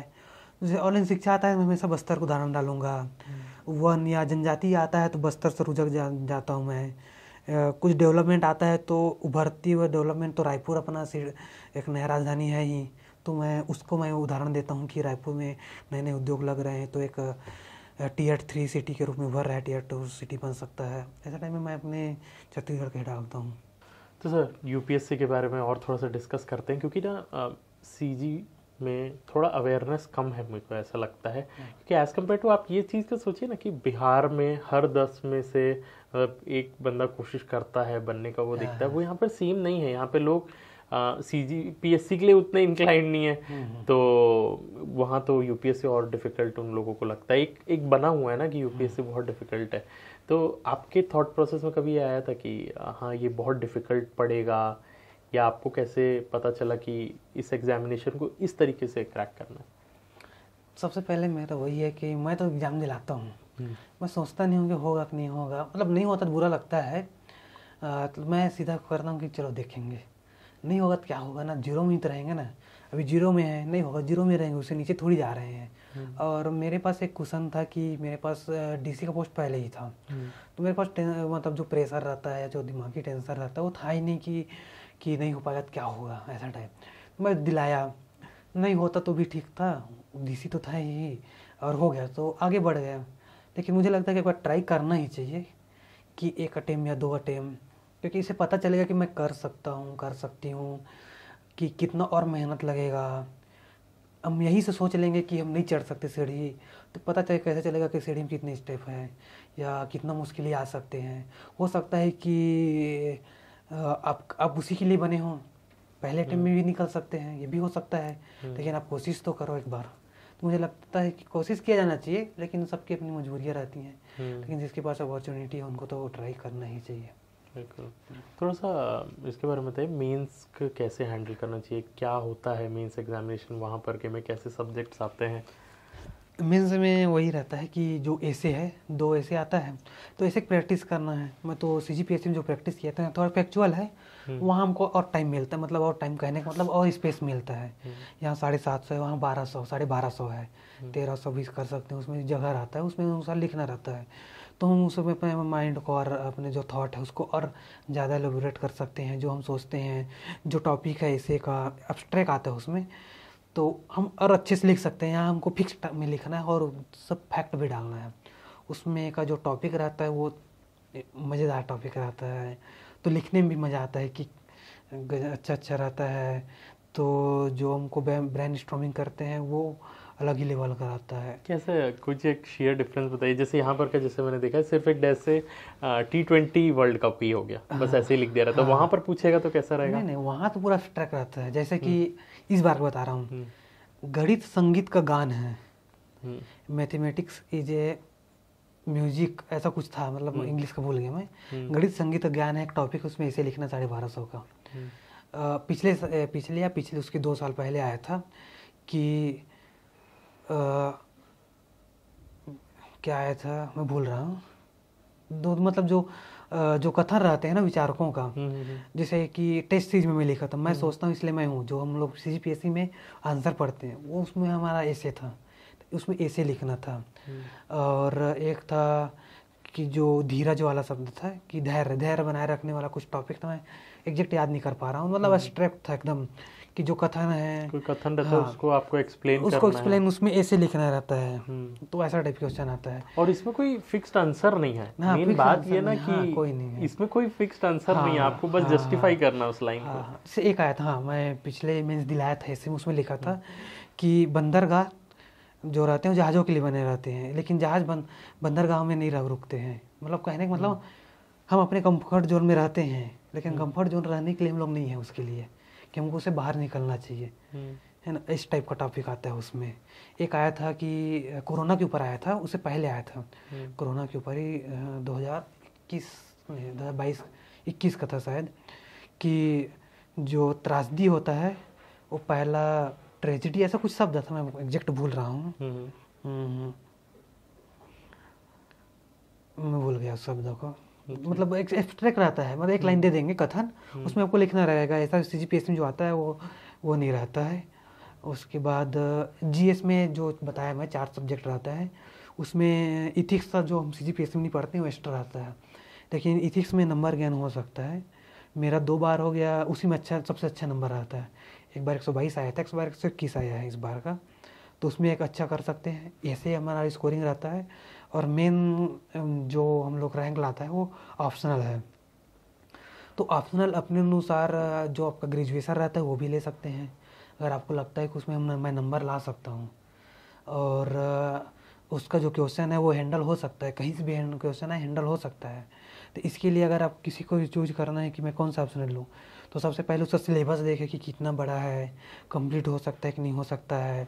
फिर उसका PYQ देखें कि इसमें कैसा टाइप क्वेश्चन आया है, उसको हैंडल करते बन रहा है कि नहीं बन रहा है, क्योंकि सिलेबस के अनुसार है ही नहीं कि एकदम एग्जैक्ट क्वेश्चन है, उसको घुमा के क्वेश्चन देता है UPSC, तो क्या हैंडल हो रहा है कि नहीं हो रहा है। और सबसे मुझे लगता है कि सबसे मेजर है कि उसका एवरेज नंबर या स्कोरिंग कितना है। हो सकता है कि मुझे मैथ्स बहुत आता है, लेकिन मैं जब अटेम्प्ट कर रहा हूँ या फिर मैं बनाऊँगा क्वेश्चन, मेरे 250 नंबर आ रहा है, ठीक है ना, तो वो हमारे लिए बेनिफिट है ही नहीं है, क्योंकि उसमें नंबर नहीं आ रहा है। भले मेरा अच्छा है, जैसे मेरा मैथ्स अच्छा है, मैं सोच भी रहा था कि मैं मैथ्स ऑप्शनल लूँगा, लेकिन इतना ज़्यादा सिलेबस है उसका कि मैं जॉब के साथ उसको मैं नहीं कर पाऊँगा। फिर मैं सोचा अपने में कि हिंदी साहित्य, जो हिंदी मीडियम वालों के लिए अच्छा स्कोरिंग है, तो मैं हिंदी साहित्य लिया। और जैसे सोशियोलॉजी है, उसका सिलेबस कम है, तो वो भी कर सकते हैं, उसमें स्कोरिंग भी अच्छा है। तो सबसे पहला है कि स्कोरिंग देखना है, और दूसरा कि हैंडल हो रहा है कि नहीं। मेन है वो अपना इंटरेस्ट साइड में कर देना है, क्योंकि अगर इंटरेस्ट करेंगे ना फिर नंबर नहीं आ पाएगा, क्योंकि बहुत सारे ऐसे सब्जेक्ट हैं जिसमें इंटरेस्ट आता है लेकिन नंबर नहीं आता उसमें। जैसे कि CGPSC में पेपर 7 अच्छे टॉपिक है, दिन हम पढ़ते हैं, मज़ा आता है, संस्थान पढ़ते हैं, इंटरनेशनल रिलेशन को 2-4 पढ़ते हैं, पढ़ के मुझे अच्छा लगता है, लेकिन नंबर नहीं आता उसमें, है ना। तो पता चले कि दिन भर उसी से पढ़ रहे हैं तो क्या मतलब फिर। तो ऐसा टाइप की हमारा नंबर कहाँ है, क्योंकि अल्टीमेट लास्ट में हमको नंबर ही रैंक दिलाएगा। तो जिसमें नंबर अच्छा आएगा, जिसको हैंडल कर सकते हैं, जो हमारे जॉब के साथ या जो जॉब नहीं कर रहा है उसको भी वो भी पढ़ रहा है और सिलेबस कंप्लीट कर सकता है समय के साथ, उसको लेना चाहिए उसको। ओके। छत्तीसगढ़ में से रहते हुए कैसे तैयारी करनी चाहिए, मतलब ये बहुत ना डाउट वाली चीज़ लगती है कि समझ भी नहीं आता। जैसे यहाँ पर भी आप देखेंगे बहुत कोई ऐसा मेजर इंस्टीट्यूट नहीं है जो सिर्फ UPSC को टारगेट कर रहा है। मतलब नाम UPSC रहेगा, है ना, क्रैक IAS, क्रैक ये IAS वाले रहेंगे, बट वो स्पेसिफिकली UPSC का नहीं पढ़ाते हैं। तो कैसे यहाँ पर रहते हुए किया जा सकता है उस चीज़ को? हाँ, मतलब कोचिंग वालों को ये थोड़ा सा सोचना चाहिए कि हम यूपीएससी के नाम में पीएससी पढ़ा रहे हैं तो बच्चों के साथ गलत है। और दूसरा, बच्चों को भी सोचना चाहिए कि किस लेवल में पढ़ाई हो रहा है वहाँ। एक आध डेमो देख लें कि यूपीएससी लेवल में हो रहा है कि नहीं हो रहा है, कि समझ में आना चाहिए कि उसको कि हाँ मैं पढ़ रहा हूँ तो सही पढ़ रहा हूँ कि नहीं। और यहाँ रहते हुए भी किया जा सकता है, क्योंकि इतने सारे अब ऑनलाइन में कोर्सेस आ चुके हैं। जिनके पास पैसा नहीं हो, यूट्यूब में फ्री चैनल भी बहुत सारे। ऐसा नहीं है कि एक ही स्पेसिफिक चैनल में सब वीडियो डाले हों। कुछ टॉपिक में कुछ चैनल अच्छे पढ़ा रहे हैं, कुछ चैनल कुछ टॉपिक में अच्छे पढ़ा रहे हैं, कुछ रैंडम चैनल में कुछ अच्छा टॉपिक मिल जाते हैं। क्योंकि ऐसा हम नहीं बोल सकते कि ये अच्छा पढ़ा रहा है, क्योंकि वो पढ़ा रहा है वो हमको समझ आ रहा है, लेकिन दूसरे आदमी को समझ आ रहा है कि नहीं आ रहा है वो तो अलग है। तो खुद देखिए, क्योंकि यूट्यूब में इतने सारे चैनल है, मैं खुद पढ़ता हूँ। मैं रीजनिंग का 2-4 ट्रिक एक मैं खुद देख लेता हूँ। जो टॉपिक नहीं समझ आता तुरंत मैं सर्च मारता हूँ, 10 वीडियो आ जाता है, बहुत सारे उसमें व्यूज़ पता चल जाता है कि कितना व्यूज़ है तो उसको कितना लोग पसंद किए हैं। उसको देख सकते हैं कि अच्छा ये व्यू ज़्यादा होगा तो अच्छा वीडियो हो सकता है, उसके नीचे वाले दे सकते हैं, उससे हम उस टॉपिक को तैयार कर सकते हैं। तीसरा है कि हमको टेस्ट सीरीज़ देते रहना चाहिए यूपीएससी का भी। उसके लिए ऑनलाइन टेस्ट सीरीज चल रहा है। ऐसे कोचिंग है दिल्ली में बहुत सारे, जो आपके यहाँ बिलासपुर, रायपुर और भिलाई में भी टेस्ट सीरीज करवाते हैं। हमको पता नहीं रहता है। जब मैं वहाँ गया था तो जो ऑल इंडिया टेस्ट सीरीज होता है वहाँ का, वो रायपुर बिलासपुर में भी हुआ था। तो पता चला कि अच्छा यहाँ भी होता है। तो हम ऑनलाइन देखेंगे तो पता चल जाता है कि हम वो टेस्ट सीरीज यहाँ भी दे सकते हैं। ऑफलाइन का ऑप्शन नहीं भी आ रहा है तो ऑनलाइन भी दे सकते हैं हम लोग। उसको प्रिंट कराओ, आंसर राइटिंग करो, फिर भेज दो, वो लोग चेक करके दे देंगे। तो ऐसा नहीं है कि डिस्टेंस लर्निंग नहीं कर सकते हैं, घर बैठे भी कर सकते हैं, और जिनकी क्षमता है वो दिल्ली भी जा सकते हैं। जो नहीं है तो पीएससी के साथ भी कर सकते हैं। बस आपको थोड़ा टाइम देना पड़ेगा, तो थोड़ा एनालिसिस करना पड़ेगा, दोनों को अलग अलग समझना पड़ेगा कि पीएससी की डिमांड क्या है, यूपीएससी की डिमांड क्या है। यूपीएससी कितना टाइम दूंगा तो मेरा चल जाएगा, यूपीएससी कितना टाइम दूंगा चल जाएगा।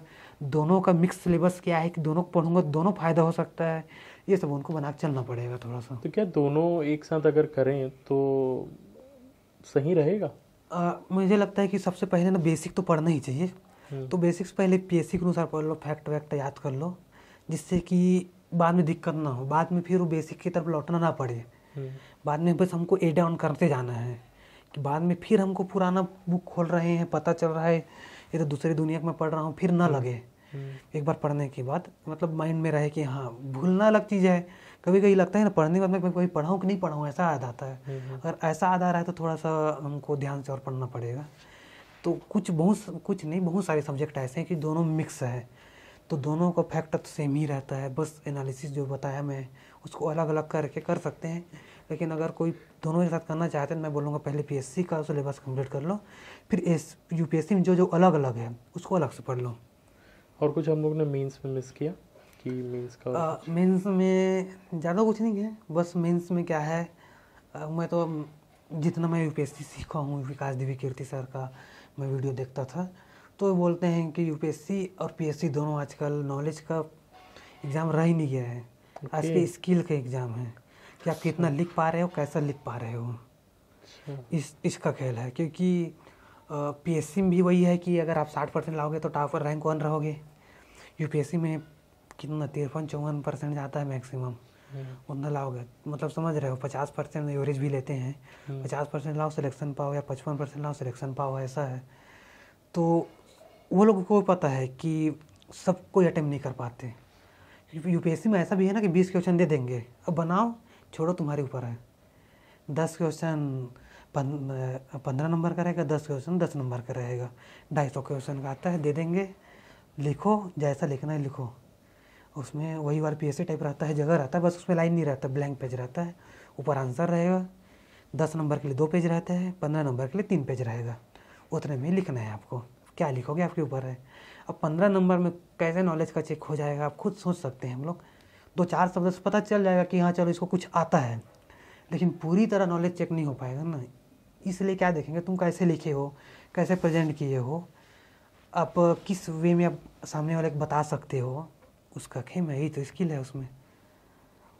ऑप्शनल का कैसे करना चाहिए सर? मतलब ये सबसे बड़ा इशू है कि ले कौन सा ऑप्शनल, मतलब किसी में किसी को एडवांटेज दिखता है। मैं एक बार एक आईएएस ऑफिसर का इंटरव्यू ले रहा था, उन्होंने एक बात कही कि ना जियोलॉजी ले लो करके। जियोलॉजी का ऐसा है कि प्रॉब्लम ये है कि वो सब्जेक्ट उनके हिसाब से वो जो बोल रहे थे बहुत इजी है, फैक्चुअल है, सब डेटा, कुछ चेंज नहीं होता और उसमें कुछ ना आप मतलब वो नहीं मांग सकते हो, एनालिटिकल कुछ नहीं मांग सकते हो, है ना। वो फैक्ट है कि पत्थर है तो है ना, उसके अंदर इतने मिनरल हैं तो हैं, ठीक है। बट बात यह है कि उसकी कोचिंग नहीं है तो मटेरियल वो सब का प्रॉब्लम होगा, ऐसी सारी चीज़ें होती। ये कैसे समझना चाहिए कि भाई मेरे लिए कौन सा सब्जेक्ट है? देखो क्या है ना कि यहाँ जितना भी देख चुका हूँ मैं, जो जो ऑप्शनल लिए रहते हैं या जिसमें जिसका इंटरेस्ट रहता है वही आदमी दूसरे को सजेस्ट करते हैं। तो मैं वही में बोला कि आप अपने आप को पहले समझो ना कि आप किस में क्या कर सकते हैं। कि तभी बोला कि पहले सिलेबस देखो आप कि कितना सारा सिलेबस है, कि सिलेबस देखने समझ आ जाता है कि थोड़ा तो माइंड क्लिक करेगा ना, अच्छा ये शब्द मैं पढ़ा हूँ यार, ये थोड़ा हो जाएगा मेरे से, अंदर से आता है कि हाँ ये शब्द है, मेरे नॉलेज में ये शब्द है, अच्छा ये शब्द नहीं है, इसको पढ़ लेंगे तो आ जाएगा। अब कुछ ऐसा पढ़ लिए जो 2-3 दिन तक सोचते रह गए, शब्द ही नहीं मिल पा रहा है, वो शब्द रेंट में ही नहीं मिल पा रहा है, तो उसका कैसे कर पाएंगे। तो अपने आप को पहले देखो कि क्या है मेरे अंदर। अब जैसे कि सबको पता है कि कुछ ऐसे सब्जेक्ट है जिसमें अच्छे नंबर आते हैं, लेकिन अब उसके लिए बने नहीं हो। अब 2 साल पढ़ लिए, 2 महीने पढ़ लिए, 2 दिन पढ़ लिए, जितना ही पढ़ लिए, आपको समझ नहीं आ रहा है तो कैसे लिखोगे? तो उसमें नंबर आ ही नहीं सकता आपका, बाकी का आएगा लेकिन आपका नहीं आ पाएगा ना। तो दूसरे के भरोसे जा ही नहीं सकते, पहली बात है ना। मैं किसी की डिफेंड नहीं कर रहा हूँ मैं कि दूसरे आदमी क्या बोले, मैं सबका रैंडम बता रहा हूँ। जैसे मैं अपना भी नहीं बोल रहा हूँ कि आप हिंदी साहित्य लो या फिर कोई भी ले। तो सबसे पहले वही कि सिलेबस देखें, PYQ देखें, सबसे मेजर है कि हमको नंबर लाना है, ठीक। दूसरा है कि क्या उसमें हम लोग उसको हैंडल, कहीं दूसरा क्वेश्चन आए तो हैंडल कर पा रहे हैं कि नहीं कर पाएंगे। तीसरा है कि उसका मटेरियल मिल रहा है कि नहीं मार्केट में, क्योंकि जब तक मटेरियल नहीं मिलेगा हम पढ़ेंगे कहाँ से। क्या उसको कोचिंग मिल रहा है या नोट्स मिल रहा है, जो नोट्स मिल रहा है वो सफिशिएंट है कि नहीं है। हो सके कि 2 बुक मिला, 2 बुक नहीं मिला, ऐसा भी हो सकता है कि उसका मतलब 2 पेपर में 4 पार्ट होते हैं ना, पार्ट 1 पार्ट 2, पार्ट 1 पार्ट 2 ऐसा करके रहता है, पार्ट भी रहता है सर। तो ऐसा टाइप है, तो कुछ का मिलता है कुछ का नहीं मिलता है। तो मिल रहा है नहीं मिल रहा है तो क्या दूसरे कोई और टॉपर होंगे उनसे क्या ले सकते हैं, या उनका किसी चैनल में डला है कि नहीं डला है, ये सब देख के करना चाहिए।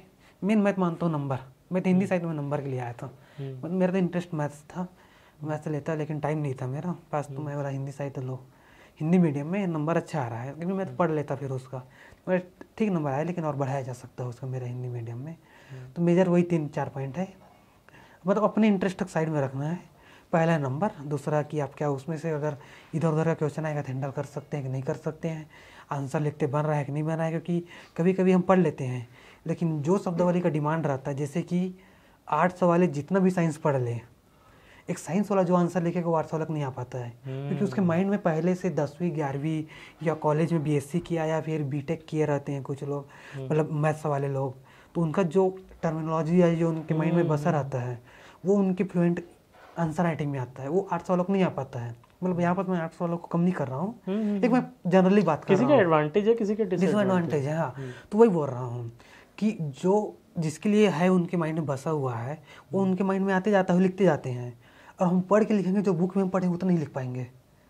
ये मैटर करता है उसमें, इसलिए कि अपने जो है जिसमें स्ट्रेंथ है उसको अपनाना चाहिए। जैसे मेरा हिंदी साहित्य, हिंदी में ठीक ठाक था, मतलब मंत्र मंत्र गलत होता है तो अब उसको तो मेरा गलती नहीं, उसको सुधारा हूँ धीरे धीरे करके, क्योंकि मैं 4 साल इंग्लिश मीडियम में था, मतलब BTech तो इंग्लिश में ही होता है, तो इंग्लिश हिंदी में था तो ऐसा आंसर लिखता था मैं खुद नहीं पढ़ पाता था, शुरू एकदम घटिया आंसर राइटिंग बनता था। तो अब मैं सोच के मैं बैठ जाता कि यार हिंदी में आंसर राइटिंग नहीं बन रहा है, मैं इंग्लिश में लूँगा, थोड़ी बनता, मैं सुधारा। अब ऐसा आंसर हो गया कि सब लोग तारीफ करते हैं कि अच्छा आंसर है, कि उस स्पीड में अच्छा आंसर लिखा रहा है, कि काट छट नहीं होता है, मंत्र मंत्र गलत चलता है क्योंकि आ नहीं पाता है उतना जल्दी, तो वो हो गया है। तब उसको सुधार सकते हैं जो सुधार हो सकता है। अब जिसको सुधार नहीं कर सकते तो उसके पीछे भागने से क्या मतलब। एक बहुत बड़ा वो चल रहा है, एक हवा उड़ी है कि CGPSC में भी ऑप्शनल आने वाला है, उसके बारे में आप क्या कहेंगे? और ये भी बताइए कि उन लोगों को क्या करना चाहिए जिन लोग मतलब इस इंतजार में है कि सिलेबस चेंज होने वाला है और उसके बाद पढ़ाई करेंगे, और ये सब क्या है, इसके ऊपर एक मतलब एक आपका एक स्पेशल कमेंट चाहिए। नहीं देखो क्या है कि ऐसे जैसे 2022 में सिलेबस चेंज हुआ था, फिर 18 में हुआ था, सॉरी 22 बोल रहा, 12 में हुआ था, फिर 18 में हुआ था, जैसे 5-6 साल में होता है। तो इस हिसाब से तो होना, मतलब पुराना इतिहास देखेंगे तो होना चाहिए, लेकिन वो तो हम कमेंट नहीं कर सके क्योंकि पीएससी है वो। पीएससी जब तक उसका नोटिफिकेशन नहीं आ सकता, कुछ निर्देश नहीं डाल सकता, तब तक उसमें कुछ कर नहीं सकते, ना आप कर सकते, ना मैं कर सकते, ना कोई कर सकते हैं। इसलिए अभी जो ट्रेंड है, जो सिलेबस अभी तक चल रहा है, उसको हमको पढ़ना चाहिए, सीधा सीधा बात है। जो घूम रहे हैं या फिर अपने माइंड में डायलेमा लेके बैठे हैं कि सिलेबस चेंज हो सकता है तो हमारा घाटा हो जाएगा, तो अपना खुद का घाटा कर रहे हैं वो, मैं सीधा बोल सकता हूँ। क्योंकि माना कि सिलेबस चेंज नहीं हुआ तो उनका 2 महीना ख़त्म हो गया ना, और क्या भरोसा कि पीएससी करेगा ही, और कर भी देगा तो कब बताएगा, और जब तक नहीं बताएगा तब तक ऐसे ही हाथ धर के थोड़ी बैठेंगे। और जब भी सिलेबस में चेंज होते देखा हूँ, 18 का देखा था मैं, तो पूरा 100% चेंज होता नहीं है, 50% चेंज होगा, 60% चेंज होगा, 70% चेंज होगा, 10% चेंज हो सकता है, 20% चेंज हो सकता है, 30% हो सकता है। पूरा तो चेंज नहीं कर देगा ना, पूरा चेंज नहीं हो सकता ना। अर्थ से मार्स का तो सी सेट चेंज थोड़ी हो सकता है, जो पीपीएससी को ले रहा है GS1 में, GS1 चेंज नहीं हो सकता है, सी सेट चेंज नहीं हो सकता है। क्वेश्चन जैसे हिंदी छत्तीसगढ़ी में क्वेश्चन का नंबर बढ़ सकता है, मैथ रीजनिंग का नंबर कम हो सकता है, या उल्टा हो सकता है, मैथ रीजनिंग का संख्या बढ़ सकता है, छत्तीसगढ़ी हिंदी का संख्या कम हो सकता है। लेकिन रहेगा तो वही ना, पढ़ना तो हमको वही पड़ेगा। मेंस में चेंज हो सकता है, एक आध दो सब्जेक्ट आ सकता है, एक आध दो सब्जेक्ट निकल सकता है, या सेम का सेम रह सकता है, लेकिन पूरा पेपर 7 का पेपर पूरा नहीं, मतलब पेपर 1 से लेकर पूरा 7 तक थोड़ी चेंज हो सकता है, ये नहीं हो सकता है। तो मेरे को लगता है कि आदमी लोग को पढ़ना चाहिए, सीधा सीधा बात है। और जो हो रहा है वो जब आएगा तब देखेंगे, अभी तो वही है ना, कल के दिन में क्या होगा क्या पता, कहीं नहीं वो चेंज हुआ तो घाटा तो हमारा ही हो पाएगा ना, कि हम नहीं पढ़ पा रहे हैं। इसमें फिर दूसरे को दोष देने क्या मतलब कि पीएससी बताया नहीं। सब लोग पीएससी में दोष देते हैं ना कि भाई 5 दिन पहले बताया या 10 दिन पहले बताया, फिर 26 नवंबर को नोटिफिकेशन देता है, 2 महीने पढ़ने का टाइम देता है। वो तो तुमको 4 साल से पहले बताया कि मैं 26 नवंबर को ही दूंगा। आप समझ नहीं पा रहे हो उसको, और बोल के रखे ना भाई 26 नवंबर को ही डालूंगा, तुम कुछ भी करो। 26 नवंबर को ही नोटिफिकेशन डालते हैं वो, चाहे कुछ भी हो जाए। तो उससे पहले तैयारी करो ना करो तुम्हारे ऊपर है वो। सही बात है। थोड़ा सा अब यूपीएससी के इंटरव्यू के बारे में बताइए, क्योंकि बहुत बड़ी बात होती है। पहली बात तो यूपीएससी के इंटरव्यू में जाना, वहाँ पर का माहौल कैसा रहता है, क्या इससे क्वेश्चंस पूछे जाते हैं, और आपका कैसा एक्सपीरियंस था? आप मतलब, क्योंकि बहुत बड़ी बात है, आप पहली बार ही गए, सिलेक्शन लेके निकले, क्या यूपीएससी इंटरव्यू पहले मैं थोड़ा सा परेशान था, वो थोड़ा अलग वे में था मैं परेशान। तो मैं इंटरव्यू पहुँचा तो सबसे पहले भवन के सामने पहुँचना, यूपीएससी लिखा है वहाँ पर, सोचो यूनियन पब्लिक सर्विस कमीशन लिखा है, फोटो वोटो खिंचाना, ठीक है, मतलब अलग ही वे है, मतलब अलग ही माहौल था। सारे लोग खिंचवा रहे हैं, सारे फैमिली आए हैं, दोस्त आए हैं, किसी का सब फोटो खिंचा रहे हैं। फिर मेरा सेकंड स्लॉट था, मतलब 2 से 5 बजे तक वाले में था मेरा। तो हम लोग का रिपोर्टिंग टाइम 1 बजे रहता है, 1 बजे गए, न्यूज़ चैनल में उसमें देखे हो गए, यूट्यूब में लाइन लगे रहते हैं फाइल लेके, तो हम लोग लाइन लगे थे, अंदर गए। तो वहाँ का हॉल बहुत फेमस हॉल है, मतलब अंग्रेज ज़माने का है। तो वहाँ बैठाते हैं, तो बैठाने वाले में 18 को बुलाए थे, तो 3 राउंड टेबल लगा था, 6-6 लोग का था, मतलब 3 बोर्ड, मतलब 3 टेबल लगा था वहाँ, राउंड टेबल। तो वहाँ बैठे थे, फिर एक को बुलाए गए, हाँ मतलब जो भी कागजी कार्रवाई करना था वो कर दिए, फिर एक को बुलाए गए। मेरा लास्ट था तो और ज़्यादा डर लग रहा था, क्योंकि मेरे सामने ही 18 लोग नहीं, मतलब 17 लोग निकल गए कि अब वो जा रहा है मेरा, और हार्ट बीट बढ़ते जा रहा है। फिर वहाँ कुछ ले जाने नहीं देते, घड़ी वड़ी कुछ नहीं ले जाने, पेन वगैरह कुछ भी नहीं, बस एक हैंकी बस ले जाने देते हैं, कि उनको ही पता है कि वहाँ जाकर पसीना आएगा। तो हैंकी बस बोलते हैं कि हैंकी ले जा सकते हो बोल के।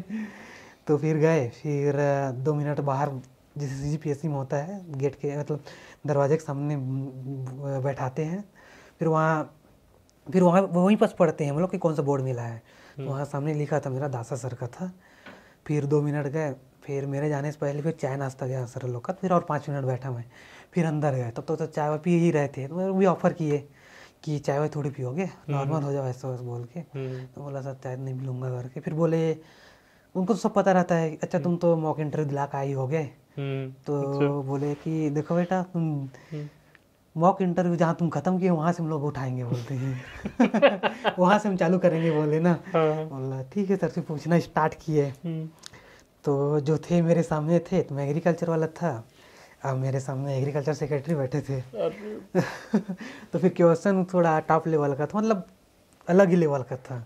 जो बोलते हैं डैफ, तुम्हारा नाम क्या है, जिला का नाम क्या है, छत्तीसगढ़ का नाम, एग्रीकल्चर क्या, दुनियादारी कुछ नहीं पूछे, हॉबी हॉबी कुछ नहीं पूछे, 1% मेरे डैफ से नहीं पूछे, नाम हम कुछ भी नहीं। पूरा एग्रीकल्चर 1-2 क्वेश्चन इधर उधर का था। एक मैडम बैठी थी, वो थोड़ा सा योजना के बारे में पूछी, फिर पूरा एग्रीकल्चर चला मेरा। क्वेश्चन अच्छा था, मज़ा आया। लेकिन एक वही था कि एक मेरा जो बैकग्राउंड है हिंदी वाला ना, उससे मुझे थोड़ा सा उतना टाइम लगा था कि हिंदी कारण में थोड़ा सा बैकफुट में आ गया था, क्योंकि 1-2 टर्मिनोलॉजी इंग्लिश का ऐसा बोले जो मैं समझ नहीं पाया। तो मैं क्लास क्वेश्चन भी किया, मतलब वो बोला, मतलब रिक्वेस्ट किया कि सर क्या मैं हिंदी में जान सकता हूँ, क्या बोले ऐसा करके। तो फिर थोड़ा हिंदी में ट्रांसलेट किए कि ऐसा ऐसा होता है करके, क्योंकि कुछ अलग ही टर्मिनोलॉजी था, मैं समझ नहीं पाया उसको। तो फिर लास्ट में जाते जाते बोले भी, एक और सर थे वो, कि तुम्हारा स्टेट बोर्ड है क्या? वो बोला हाँ सर स्टेट बोर्ड से पढ़ा हूँ मैं 12वीं तक करके। बोला हाँ ठीक है, ऐसा करके मुझे लगा फिर उसका घाटा हुआ होगा करके। फिर नहीं, फिर नंबर आया तो अच्छा नंबर था। कैसे मार्क्स थे? 180 है मेरा। मतलब आप पूरा तैयार करके गए थे एग्रीकल्चर का? नहीं, मैं एग्रीकल्चर का मैं योजना पढ़ा था, पूरा नहीं किया, जो लेवल में क्वेश्चन पूछे नहीं पढ़ा था मैं। तो लेकिन मैं अपने अनुसार बोलने के बावजूद सब मैं दो में ना बोला था, और 1-2 क्वेश्चन तो अच्छा बताया था मैं। मतलब चेयरमैन साहब तो मैं वो भी किए, शाबाशी भी दी, उसका आंसर भी दिया, ऐसा टाइप आंसर भी दिया था मैं, तो अच्छा था। तो 180 नंबर हिंदी मीडियम वाला तो बहुत अच्छा है।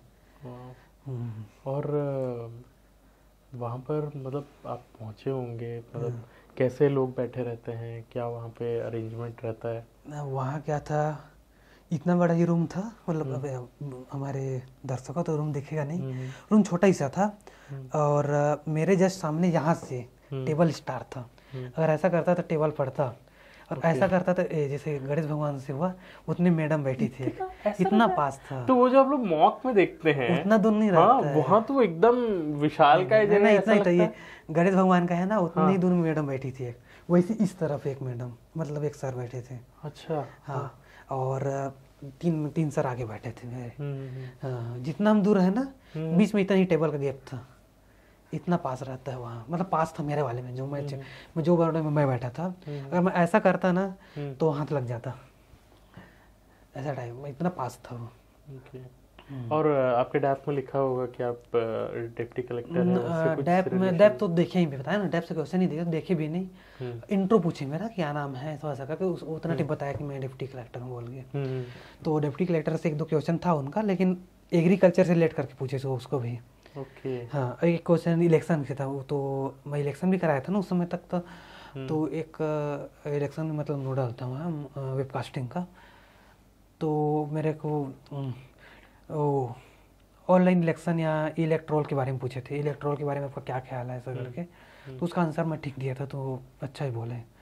और 1-2 क्वेश्चन तो अलग टाइप था, तो फिर एकदम वो रहते हैं, कॉर्डियल रहते हैं बोर्ड, चेयरमैन खुद सर हैंडल कर लेते हैं कि कुछ इधर उधर बोलते हैं तो दूसरे मेंबर जो रहते हैं ना प्रेशर डालते हैं, बोलते हैं बोलने दो उसको, उसका आंसर है ये, आप पूछे हो तो वो उसको जो लग रहा है वो बोल रहा है ना भाई, ऐसा करके डिपेंड भी करते हैं। हाँ, ऐसा नहीं है कि आपको चिल्ला देंगे या तुम गलत बोल रहे हो, ये कुछ नहीं बोलते हैं, क्योंकि वो हमारा पॉइंट ऑफ पूछ रहे हैं तो अपने अनुसार बताना है। अब गलत रहे सही रहे वो तो डिसाइड करेंगे ना, वो आपको वहाँ पर थोड़ी बोलेंगे कि आप गलत हो, ऐसा टाइप रहता है। तो अब जो मुझे ठीक लगा तो मैं बोला था, तो शायद मेरा आंसर उनको सही लगा होगा। ऐसा था। सर, उसके बारे में बताइए कि हॉबीज़ में आपने क्या लिखा था और कैसे क्वेश्चंस आपसे पूछे गए थे? मैं यूपीएससी में हॉबी जो मेरा है, पहला तो वेब सीरीज, मैं तो अधिकांश वेब सीरीज देखता हूँ। दूसरा है मेरा मूवी देखना। ये तो लोग यहाँ पे बिलीव नहीं करने वाले इस बात को कि आप पहली बार टाइम कैसे निकालते हैं, क्योंकि आपके दोस्तों से मुझे ये सुनने को मिला हुआ है कि आप ट्रेनिंग के टाइम पे भी बस पढ़ते रहते थे। तो ये सब के लिए आप टाइम कैसे निकालते हैं? अचानक से बनने के बाद निकाले टाइम कि आप शुरू से ऐसे थे? नहीं, मैं शुरू से भी देखता था, कॉलेज के टाइम से मैं वेब सीरीज देख रहा हूँ। तैयारी में थोड़ा कम हो गया था, और जब ज़्यादा पढ़ने का आता तो मैं स्किप कर देता हूँ, फिर बहुत कम कर देता हूँ। या फिर जो मेरा आदत है कि एक ही रात में एक वेब सीरीज देख देना, उसको मैं 1 हफ्ता या एक दिन में 10 मिनट या 15 मिनट ऐसा कर करके ख़त्म करता हूँ। सोचो खाना खाने के टाइम देख लिया, या कभी ट्रेवल कर रहा हूँ उस टाइम देख लेता हूँ। तो ऐसा ऐसा करके मैं उसको देखता रहता हूँ। और मूवी भी देखता हूँ बहुत, मैं मूवी का भी शौक है। और एक मैं तीसरा वो डाला था जो छत्तीसगढ़ी पकवान है, वो मैं अपने हॉबी में डाला था इंटरव्यू में। तो बहुत सारे यूट्यूब चैनल में भी मैं बताया भी हूँ कि मेरा हॉबी है कि छत्तीसगढ़ पकवान बनाने का। Okay okay. तो इससे आपको क्वेश्चंस वगैरह पूछे गए थे? मेन इंटरव्यू में तो नहीं पूछा गया था, जो मॉक में था, एक आध दो मॉक दिलाया था मैं, उसमें पूछा गया था कि क्योंकि छत्तीसगढ़ी पकवान एक हमको करता है जिसे हम बाहर जाते हैं, तो आगे छत्तीसगढ़ का पकवान क्या क्या हो सकता है, एक क्यूरियोसिटी जगाता है लोगों के ऊपर कि इस, तो वो लोग क्वेश्चन जनरली आ ही जाता है कि अच्छा छत्तीसगढ़ी पकवान बनाने में क्या क्या पकवान बनाते हो। तो इसलिए क्या रेडी करके गए थे आप?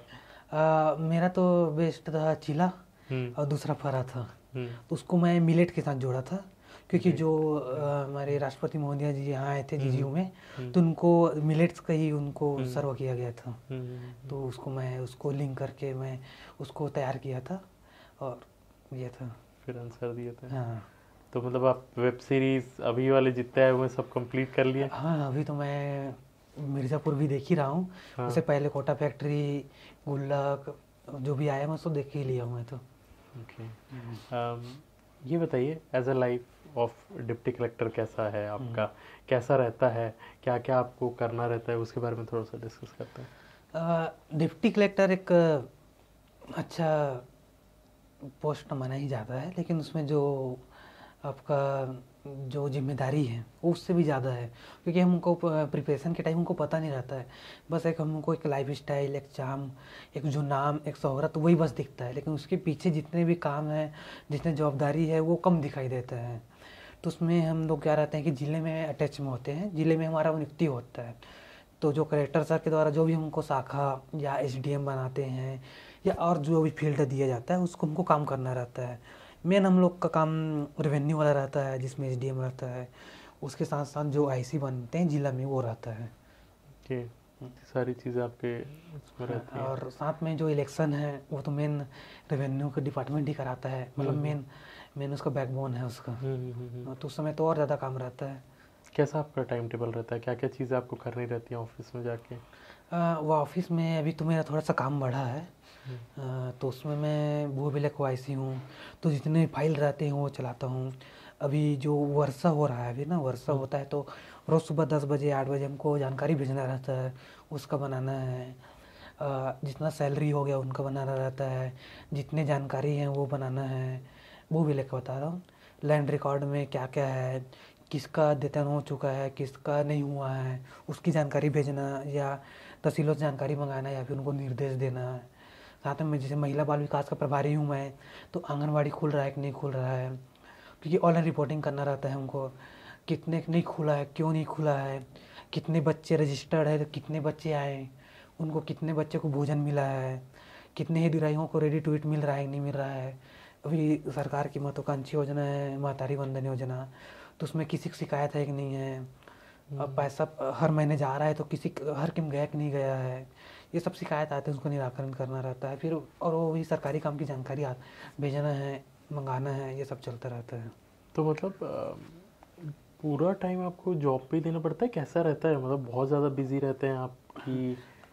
मतलब वो सिचुएशन के अनुसार रहता है कि कभी कभी ऐसा रहता है कि दिन भर काम ना है, और कभी कभी ऐसा रहता है कि आपको रात के 8 बजे तक भी काम करना पड़ेगा, 10 बजे तक भी काम करेगा, तो काम के ऊपर रहता है। जैसे अभी क्या है कि आचार संहिता तुरंत अभी खत्म हुआ है, तो जिसने योजनाएं फिर अपने पटरी में धीरे धीरे आते जा रहे हैं, तो समीक्षा बैठक, वीडियो कॉन्फ्रेंस, जानकारी मंगाना या योजनाओं का पहुंच बनाना, कैंप लगाना, इसकी थोड़ा प्रवृत्ति बढ़ गया है। तो भी 1 महीने ना भी थोड़ा सा बढ़ा है काम। उससे पहले इलेक्शन के पहले आचार संहिता के कारण थोड़ा सा हम लोग इलेक्शन की तरफ काम ज़्यादा था हमारा, उस साइड ज़्यादा रहता था। एक क्वेश्चन अभी मेरे ध्यान में, सॉरी पीछे उसमें जा रहा हूँ, कोई डिफरेंस दिखा आपको इंटरव्यू में CGPSC और UPSC के? CGPSC UPSC में ज़मीन आसमान का अंतर है, क्योंकि UPSC में आपका एकदम माइंडसेट जानने की कोशिश करेंगे कि आपका क्या है, आपका थॉट प्रोसेस क्या चल रहा है, किसी टॉपिक के ऊपर में क्या सोचते हैं, मतलब वो अप्रोच बहुत अप्रोच, हाँ अप्रोच पूछेंगे कि क्या है आप सोचते कैसे हैं, किसी चीज़ को आप किस वे में ले रहे हैं। जैसे आरक्षण के ऊपर आ गया है तो क्या उसको गलत सोच रहे हो, आप जनरल वालों होगी भी आप क्या डिफेंड कर रहे हो कि नहीं कर रहे हो, या आप क्या कम्युनल में आपको सही मानते हो, या मतलब वही है कि इंटरनेशनल रिलेशन में क्या आप बैकफुट में खेल रहे हो, कैसे खेल रहे हो, क्या भारत का भी जो रणनीति चल रहा है फ्रंट फुट में खेलना, क्या वो सही है, क्या भारत के लिए सही हो सकता है, इस टाइप का माइंडसेट जानना चाहते हैं। क्योंकि आप उस लेवल में काम करने वाले भी हो, आज नहीं तो 10 साल बाद काम करोगे यूपीएससी में सिलेक्ट होने के बाद। पीएससी में जब मैं 2 इंटरव्यू दिया हूँ, मेरा पूरा फैक्चुअल चल रहा है उसमें कि सरकार के 2 योजना का नाम बताओ, अनुच्छेद इसके बारे में क्या जानते हो, राष्ट्रपति की नियुक्ति कैसा होता है, हमारे न्यायपालिका जो है बिलासपुर के उसके चीफ जस्टिस कौन है, ऐसा टाइप फैक्चुअल क्वेश्चन ज़्यादा पूछे हैं। एक आध 2 एनालिटिकल पूछ लेते मेरे से, बाकी से नहीं पता है, ऐसा टाइप पूछे हैं। और उस यूपीएससी का अलग ही रहता है उसमें।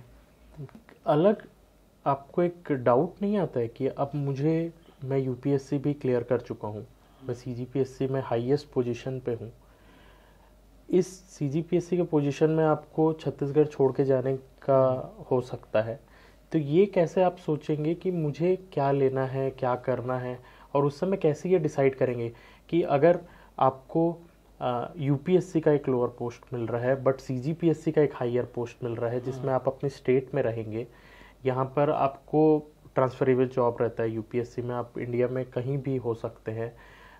यहाँ पर एक डिफरेंस है कि आप बी लेवल 2 के रहेंगे, यहाँ पे ए क्लास रहेंगे, यहाँ बी क्लास रहेंगे, तो ये कैसे आप सोचते हैं कि कौन सा बेटर है और लोगों को कैसे डिसाइड करना चाहिए? मेरे लिए तो क्लास 1 या क्लास 2 तो अभी तक मैं सोचा नहीं उसके बारे में कि उसमें जाऊंगा, मैं यूपीएससी में जाऊंगा तो क्लास 1 मिलेगा, अभी क्लास 2 में हूँ। मेरा क्या है कि जितना मुझे अपॉर्चुनिटी मिलता है या जितना डायमेंशन में काम करने का मौका मिलता है, मैं वो सोचता हूँ कि मैं वहाँ जाऊँगा तो मुझे क्या काम करने को मिलेगा, यहाँ रहूँगा तो मुझे क्या काम करने को मिलेगा। मैं दोनों का तुलना करता हूँ कि किस में मैं अपने आप को ज़्यादा जस्टिफाई कर सकता हूँ कि ये मेरे लिए बेटर है या वो बेटर है।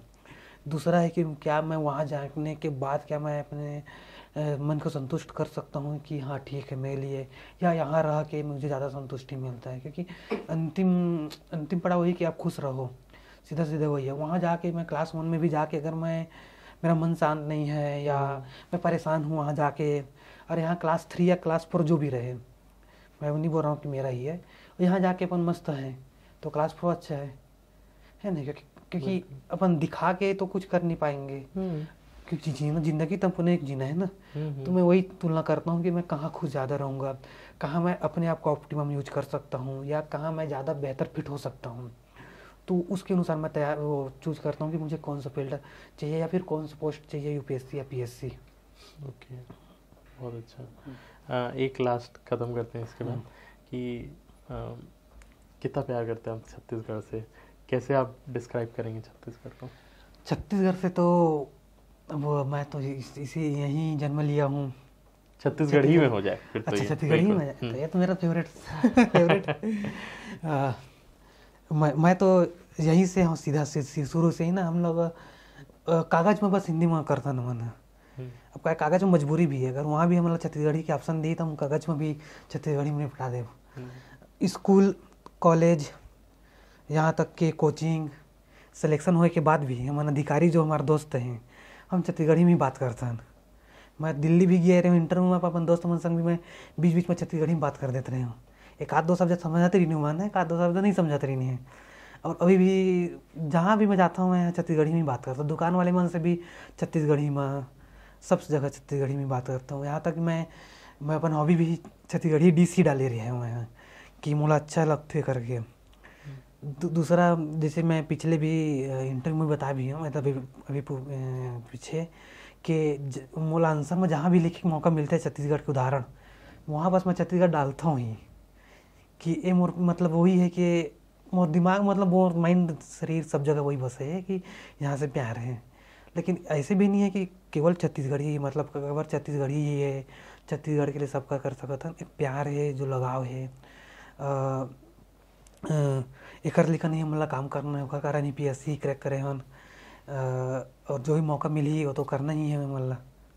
सीधा सीधा है। और यूपीएससी में भी कई को थे तो कैडर भी छत्तीसगढ़ी, तो एक ही पहला प्रेफरेंस तो छत्तीसगढ़ ही रही थी मोर। एक फाइनल मैसेज सारे स्टूडेंट्स के लिए जो आपको लगता है आपका एक सीक्रेट है जिसके वजह से आप लाइफ में भी सक्सेसफुल हुए और सारे एग्जामिनेशंस में भी सक्सेसफुल हुए। यही बोलूँगा कि जो भी दिला रहे हो एग्ज़ाम या जिसका भी तैयारी कर रहे हो, चाहे वो व्यापम हो या यूपीएससी हो, पीएससी हो, किसी भी लेवल का एग्ज़ाम हो, उसको एकदम डेडिकेशन से दिलाओ। कोई पोस्ट छोटा है बड़ा नहीं होता है। ऐसा नहीं है कि कोई पीएससी दिला रहा है तो वो ज़्यादा बड़ा आदमी है या ज़्यादा उसका इज्जत है। अब अपनी जगह में सही हो, वो अपनी जगह में सही है। कुछ काम ऐसा है जो आप कर सकते हो, कुछ काम वो है जो वो वही कर सकता है, उसका काम आप नहीं कर सकते, हमारा काम वो नहीं कर सकेगा। दूसरा है कि सिंपल रहो। किसी पोस्ट मिल जाए तो ऐसा नहीं है कि मैं ही हूँ, मेरे अलावा कोई नहीं है, ऐसा नहीं है। तुम्हारे पहले भी डीसी बने होंगे, तुम्हारे पहले भी कोई दूसरा पोस्ट लिए होंगे और तुम्हारे बाद भी लेंगे और तुम्हारे जाने के बाद भी लेते रहेंगे अगर पोस्ट का समाप्त नहीं हुआ तब।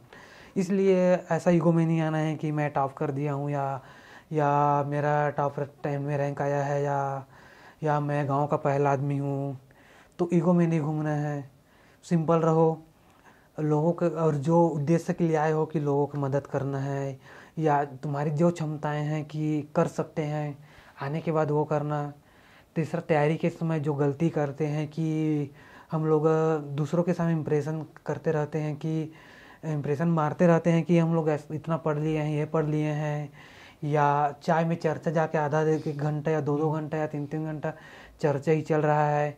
लाइब्रेरी में जाके लाइब्रेरी के नाम में वहाँ जाके सो रहे हैं या वेब सीरीज़ देख रहे हैं। मैं भी खुद एक हफ्ता लाइब्रेरी में था, वहाँ 10 में से 8 लोग वेब सीरीज या मूवी देख रहे हैं। मैं खुद देखा हूँ मैं। तो सिर्फ एसी के मज़े लेने या इंटरनेट के मज़े लेने के लिए लाइब्रेरी ना जाएं, पढ़ने के उद्देश्य से जाएं। और मेन ये है कि अपने माँ बाप के पैसा का बर्बाद ना करें, क्योंकि वो किस वे में या फिर किस मेहनत का किस टाइप का मेहनत करके पैसा ला रहे हैं, वो आपको जब आपके ऊपर जिम्मेदारी आएंगे तो आपको पता चलेगा कि पैसा कहाँ से आता है और क्या उम्मीद लेके भेजे गए हैं आपको।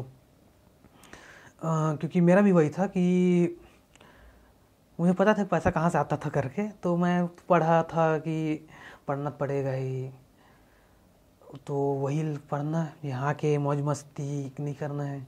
2-3 साल बाद है, उसके बाद फिर ज़िंदगी भर मौज मस्ती करना ही है। आज यहाँ तो कल वहाँ फिर घूमना ही है।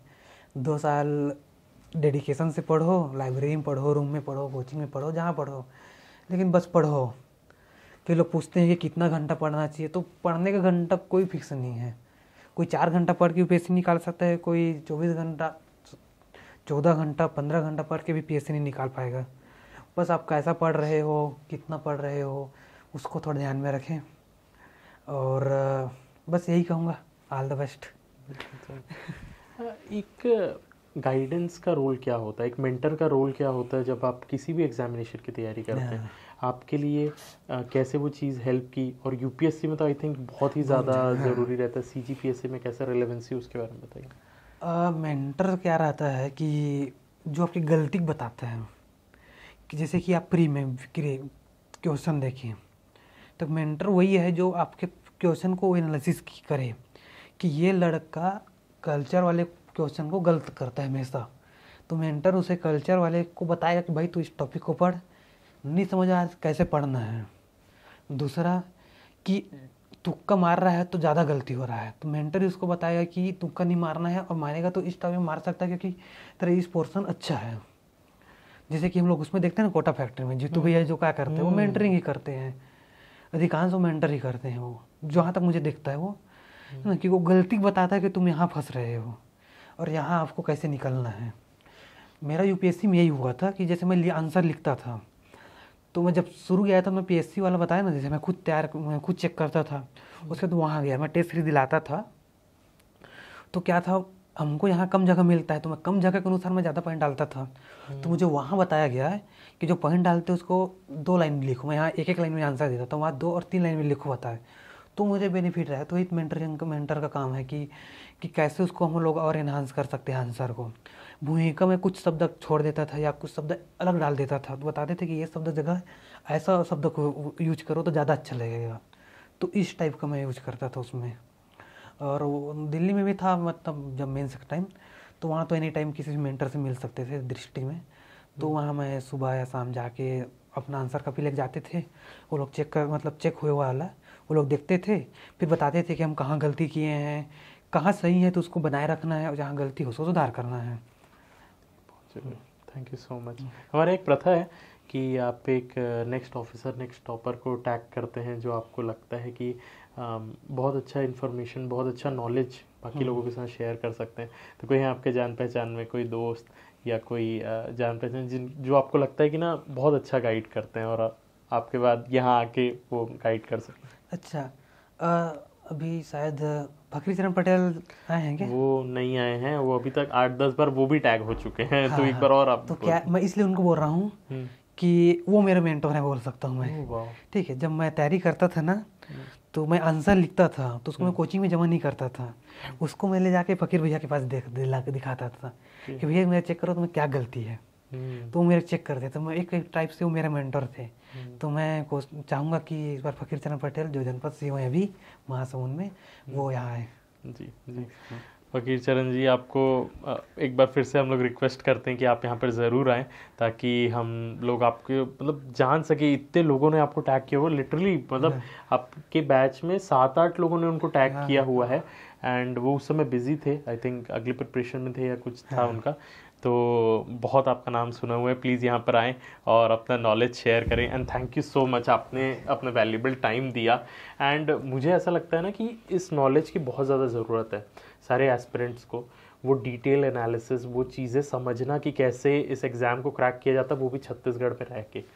मेरा वही है कि जो मेरा अनुभव है, हो सकता है कि इस मेरे बेहतर कोई और बताए होंगे या बता सकते हैं। क्योंकि वही बताया ना कि मैं तो लास्ट आदमी, ना मैं पहला आदमी हूँ ना मैं लास्ट आदमी हूँ। मेरे बाद पहले भी आए हैं, मेरे बाद भी आएंगे। बस कुछ ऐसा था कि जो मेरे अनुभव में था, जिसको मैं अपना के मैं यहाँ तक पहुँचा हूँ, है नहीं। तो अगर किसी को अच्छा लगे और अगर कोई इसको अपना के अगर कोई सक्सेस होते हैं तो वो मेरे लिए सबसे अच्छा रहेगा। बिल्कुल। थैंक यू सो मच आप लोगों का ये वीडियो देखने के लिए। एंड ऐसे ही वीडियोस हम लोग और लाते रहेंगे। अभी के लिए bye bye, thank you, have a nice day. Thank you.